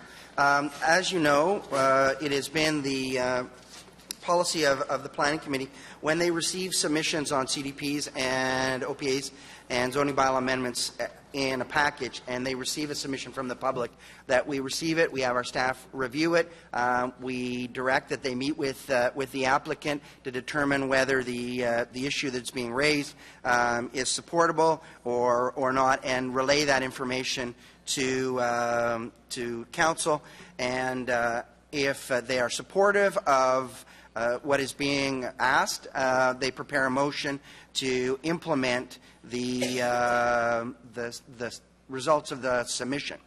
And so what you have before you today is an amendment to the Bayview District Official Plan and CDP that reflects the submission that's received by the Hintonburg Community Association when they provided comments at Planning Committee.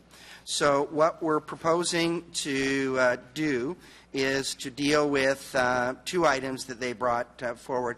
One is the issue of park space around Tom Brown Arena, and the second issue is with regards to lands that could be used for affordable housing, and provide clarity around that when the land, as identified within the Bayview District, is declared surplus to our needs, this is city lands, for sale or lease for development, they can be identified for the development of affordable housing consistent with the city's local housing priorities and the city's housing strategy as amended or replaced from time to time as approved by council.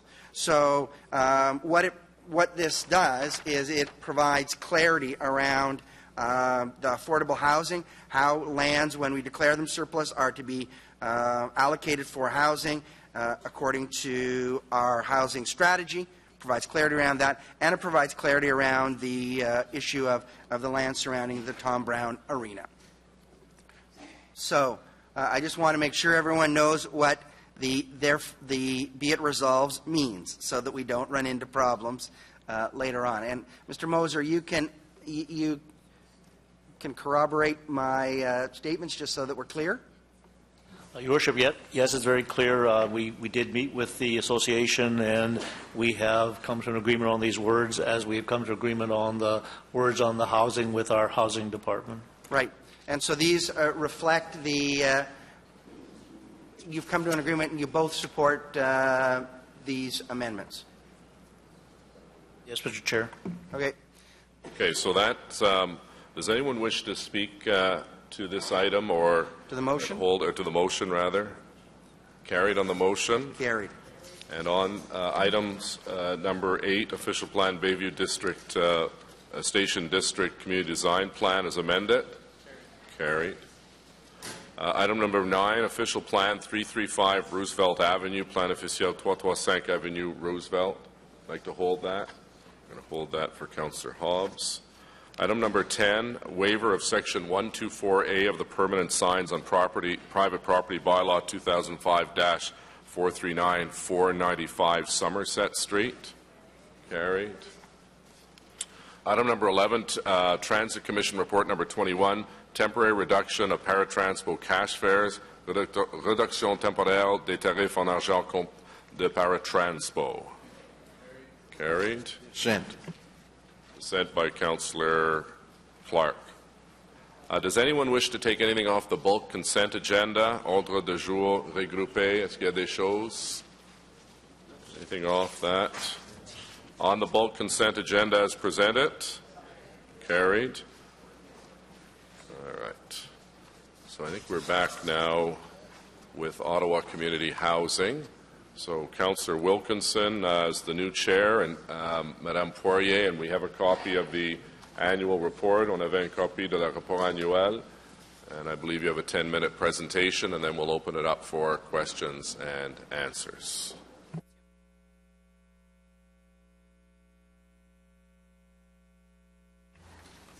Thank you, Mr. Mayor. I'd like to take this opportunity to thank the City of Ottawa for continued support of community housing and for demonstrating an unwavering commitment to the cause of social housing in the nation's capital. Un gros merci à tous. I'd like to emphasize that an ongoing focus of the organization is to maintain all the buildings in our portfolio at acceptable standards, while working within the limitations imposed by insufficient housing budgets.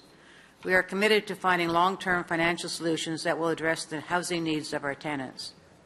We'd also like to thank the City for working in cooperation with the OHC and the Ministry of Municipal Affairs and Housing to develop an innovation financing solution that garnered over $15 million for capital repairs through refinancing some of our properties in 2012. Thanks to you, Mr. Mayor, the City of Ottawa dedicated $14 million annually under its Housing and Homelessness Investment Plan. Part of this was for building new affordable housing, and OCH received a $4 million grant to build 27 new stacked townhouses in the Carsons Road community, and a $1.23 million grant to replace a duplex containing 2 apartments with 10 stacked townhouses at Old St. Patrick. The strong partnership that exists between the City and OCH benefits our tenants in many ways and aids OCH in forming new partnerships with community-level agencies and service providers. 2012 represented an important milestone for OCH's staff, and tenants and supporters marked the 10th anniversary of the corporation's formation. Since 2002, the leaders and dedicated staff working at the Ottawa Cullerton Housing have succeeded in modernizing many aspects of the organization's many functions, leading to enhanced service delivery and efficient work environment. With the 10th anniversary offered staff a chance for a pause to reflection and celebration, it is important to note that the process of planning for the future never stops at OCH. Notre anniversaire nous a permis de célébrer. This anniversary allowed us to celebrate. Business transformation, integrated business condition assessment, and innovative refinancing demonstrates its commitment to continue to improve service and make things better for our tenants. OCH is embarking on the second year of its 2012 to 2015 strategic plan, ensuring that the tenants benefit from the organization's efforts both in service delivery and housing repairs. The plan recognizes that in the coming years there will continue to be challenges experienced by the housing sector, and you can be sure that OCH staff will harness the many benefits of change as it moves forward to make these challenges. I now pass this over to Joanne Poirier for our slideshow. Thank you very much, Councillor Wilkinson. Monsieur le maire, membres du Conseil, il me fait grand plaisir d'être parmi vous encore. I'm very pleased to be here again this year to talk about our accomplishments. Very brief, and I do want to start by thanking everyone in this room. We are certainly the envy of our housing providers across the province because of the sincere commitment that has been made by Mayor Watson and City Council year after year. I also want to acknowledge our board and also our tenants and our staff, many of whom are here today, for their continued support and hard work and dedication. Next slide, please. So I won't belabor it. You know very well who we are and how many people we house, so it is an important mandate, and we're very pleased to talk to you about that today. Next slide, please. As you know, last year in our strategic plan, we landed on what our pillars are, and you see them in front of you. And certainly we continue to, all our efforts and strategic objectives are aligned accordingly. Next slide after that. Thank you. So in terms of some accomplishments in the last year, we did refinance some pooled mortgages that allowed us to bring more capital dollars to the table. We are completing an integrated business or building condition assessment that will tell us exactly where we need to go with respect to capital repair. And we're developing a long-range strategy accordingly to help support those initiatives. We also want to thank the City of Ottawa's investment. Thanks to the dollars coming from the City of Ottawa, we are completing a development at Carson's Road, and our capital contribution will assist in that. We are also benefiting from a grant from the city to build 10 stack homes in Old St. Patrick that is now getting rid of a derelict building. So again, thank you for that.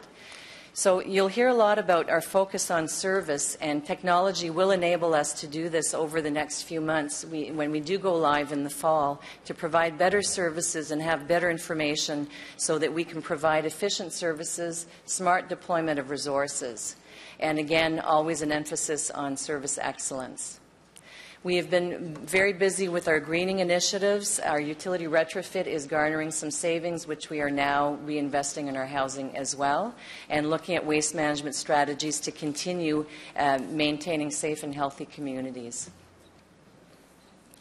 Our partnerships, we have a very thriving volunteer partnership program where we've benefited from 30 partners that have assisted us in garnering 4,000 hours of services, donated material supplies, and we're very grateful for that as well. We've created a foundation to benefit tenants with respect to education and leadership, and are just waiting for CRA designation in that regard. So we do spend a lot of time working with partners and bringing additional resources to the table that we wouldn't otherwise have. Next slide, please. So our business, we are always looking for ways to conduct better business and to improve our services, and to that extent, we did a review of our purchasing program and enterprise risk management to make sure that everything we do on a daily basis has that lens in mind so that we can be as effective and efficient as possible and provide the best quality of service to our tenants. Great. We did. Well, thank you very much, Madame Poirier. Merci beaucoup, Madame Poirier. Madame Wilkinson, on avait... Just before we finish, Mr. Mayor, I just wanted to say thank you to our former chair, if that would be permissible. I'd like to publicly thank Councillor DeRoche for his leadership of OCH's Board of Directors over the past 2 years. Un gros merci, Councillor DeRoche. A big thank you. Many numerous initiatives, including refinancing of the postal mortgage and introduction of technology-enabled business transformers. So, and he's also helped us with green practices to reduce long-term operating costs, which also benefit the tenants. He led the work on the comprehensive strategic plan, and he has also just quite recently had an event here to enable the veterans to be a partnership so that veterans can receive the kind of services that they need in our city. So on behalf of OCH, if you'd like to come forward, Councillor DeRoche, I'd like to make a brief presentation.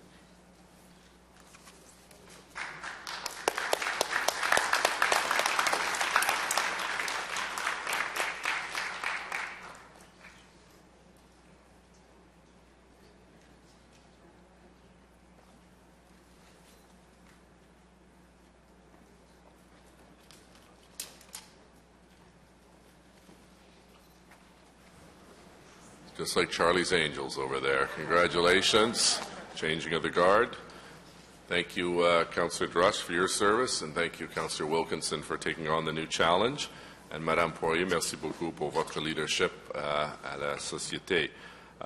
Des questions qui concernent le rapport annuel? Any question on the annual report? Councillor Fleury. Thank you, Mr. Mayor. Just to talk about the board, I can tell you that we have a very active and involved board of directors who is really concerned by the quality of the housing unit and who makes sure to follow up on everything. Community housing, too, I've noticed in the past few years that it is a fantastic group of staff who's there for the community, and they know the importance of having a decent housing unit. So I want to emphasize once again this working environment, which is very pleasant. Highlight, when we go in the communities, and we go quite often, we hear positive things about OCH, about the staff, about the housing. And I have to say that, there was recent comments around the IT service and some of maybe questioning about it. And I have to say that it's a bit like 311. When the city went to 311, it took a while to get the system really going and responsive. I think that's what we're going through with OCH, is being able to respond to a broken toilet faster, being able to respond to bed bugs faster, being able to, there's an issue with a particular address. We're better able to respond. So we're tooling ourselves, and I have to say that not only are we hearing from the staff some positive review, but we're hearing it from the communities, and that's the important part. Alors, je félicite encore, puis je vous remercie. Je suis pas... Congratulations once again. I'm not here just to send you all only flowers, but I can say that we've made some considerable progress, and it's always nice to work with this group. And attendants say that to us, too, so it's important to mention it. Merci, Monsieur Conseiller. Thank you, Councillor. Annual report. Thank you, Your Worship. My question relates to the fact I was on the board a couple of years ago, and at that time we had a major effort underway where the administration was going to take steps to ensure that service providers and suppliers to the corporation lived up to the same standard they would to private sector individuals who were procuring them. I'm wondering if, for example, snow plowing in the parking lots, it used to happen last on the list of the plow people, and maybe not to the standard it would be for others. What steps have you taken to improve that, and were they successful? Thank you, Mr. Mayor. We have taken many measures to work more closely with our contractors and to make very clear what the service agreement states and the quality of the service. And we field complaints as they come in and address the issues, and have regular meetings with our contractors to ensure that the quality of service is the best that it can be. All right. Thanks.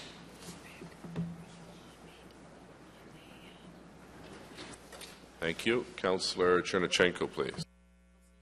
Thank you. I just wanted to add my voice to those that have already comments of praise to date. I've had two particular OCH sites, and on a number of occasions I've had considerable interaction.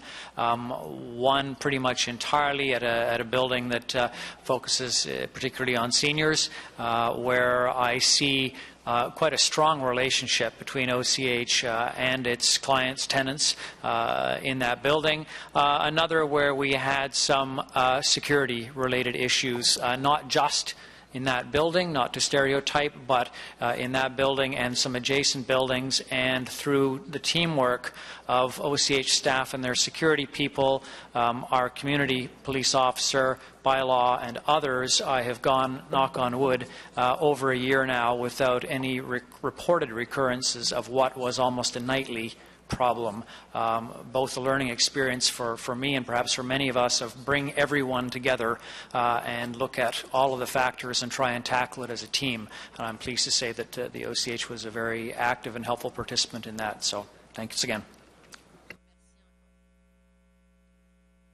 Great. Thank you. Councillor Holmes, please. Thank you very much, Mr. Mayor. I just wanted to thank OCH for coming forward with two of my seniors buildings and that needed new boilers, knowing how costly they are and how tight our money is, that we finally felt we did have to replace those boilers, and how thankful the residents are. But knowing that this is a big chunk out of our maintenance budget, that we don't have nearly enough money for our maintenance budget. But to commend you for getting all kinds of groups to come in and help us with our buildings.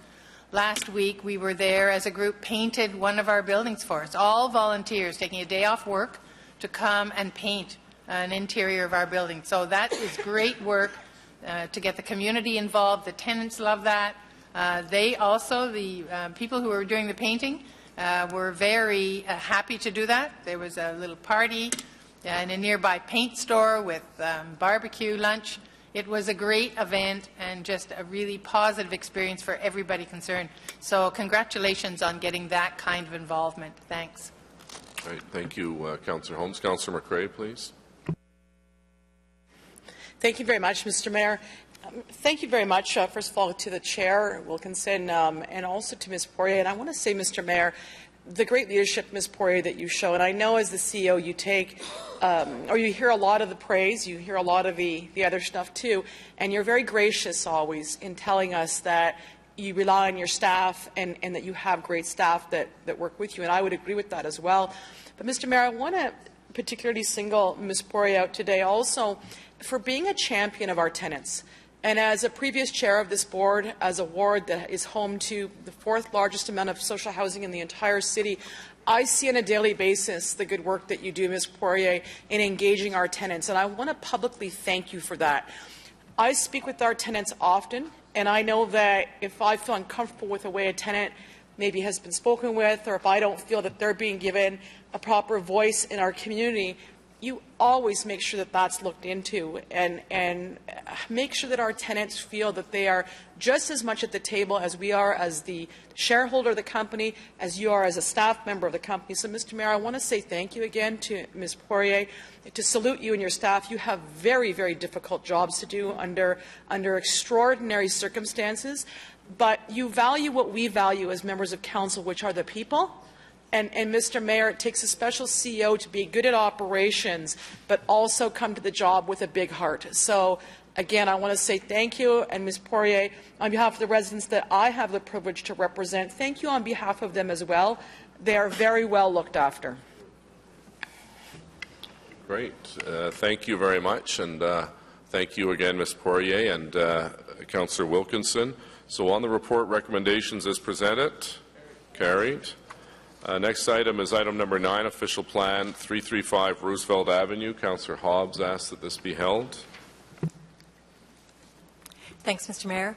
I wanted to be on the record today that I'm opposing this recommendation because the need for an official plan amendment should have been considered with the original application, and I take the CDPs and the secondary plans that we pass in our area very seriously, and so do the people that live in our neighborhoods. So they're not something I want to see amended based on just technicalities like this. And we got the process wrong here.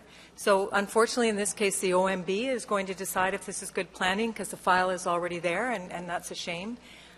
So I just wanted to register that in the record and register my dissent. Thanks. Okay, so Councillor Chernachenko, please. Yes, similarly for reasons that Councillor Hobbs has quite clearly described, I would like to dissent on this as well. So on the motion, carried with dissents by Chernachenko and Hobbs. Yeas and nays have been called.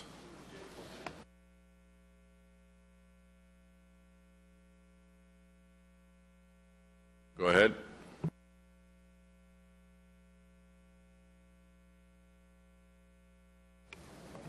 The roll's been called, please. Councillor Wilkinson? Yes. Councillor Eglai? Yes. Councillor Hubley? Keep going. If he's not voting, he's not voting. He's in his seat.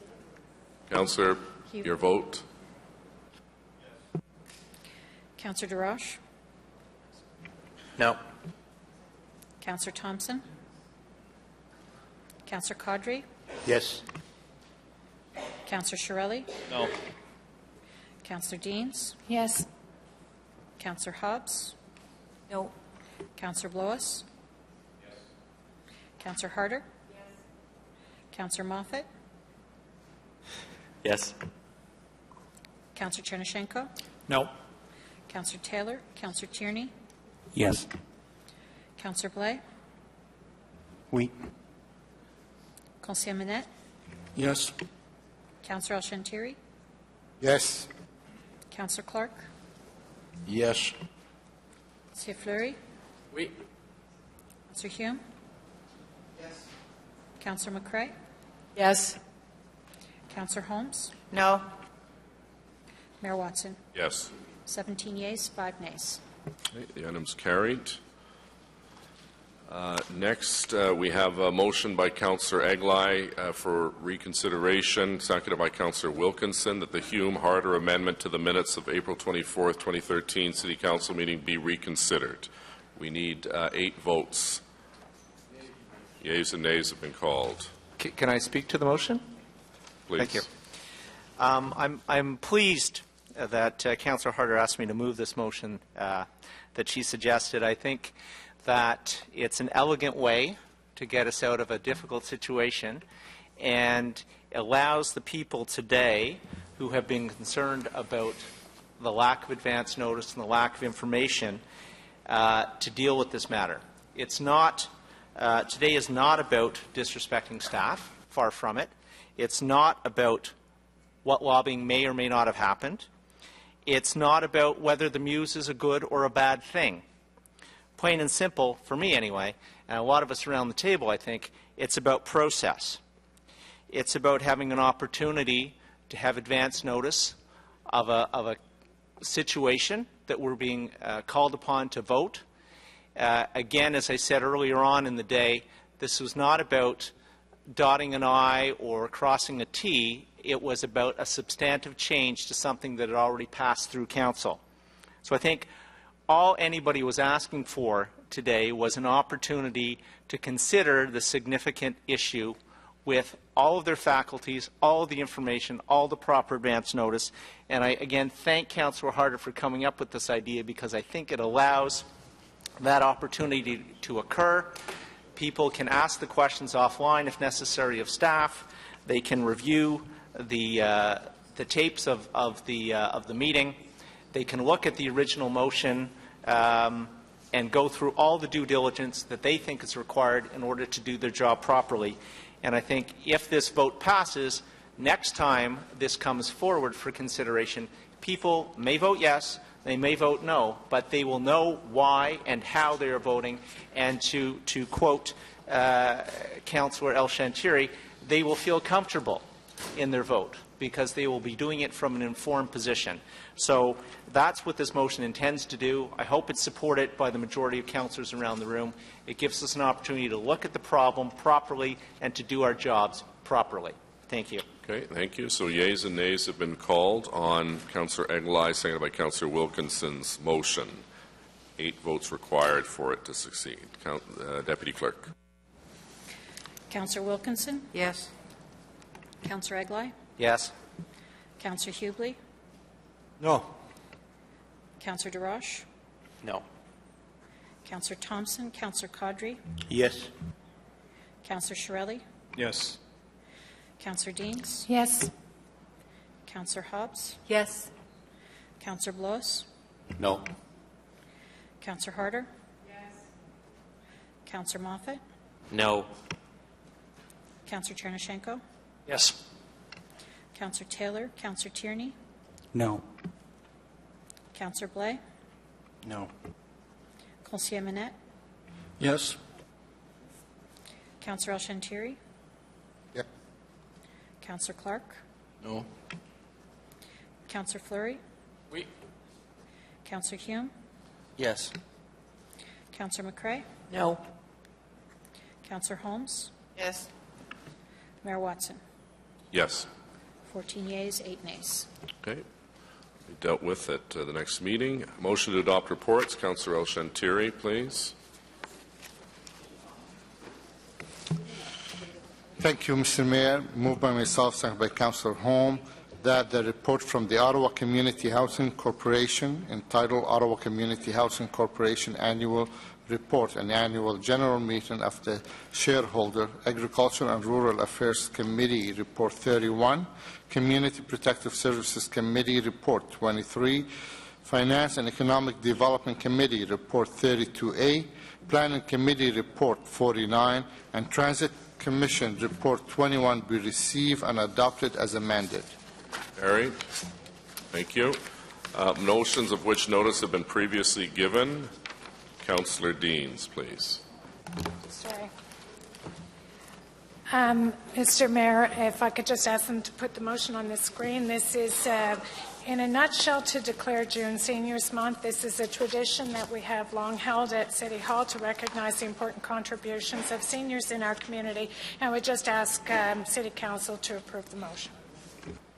Okay. On the motion moved by Councillor Dean, seconded by Councillor Wilkinson, with respect to declaring June 2013 as Seniors Month.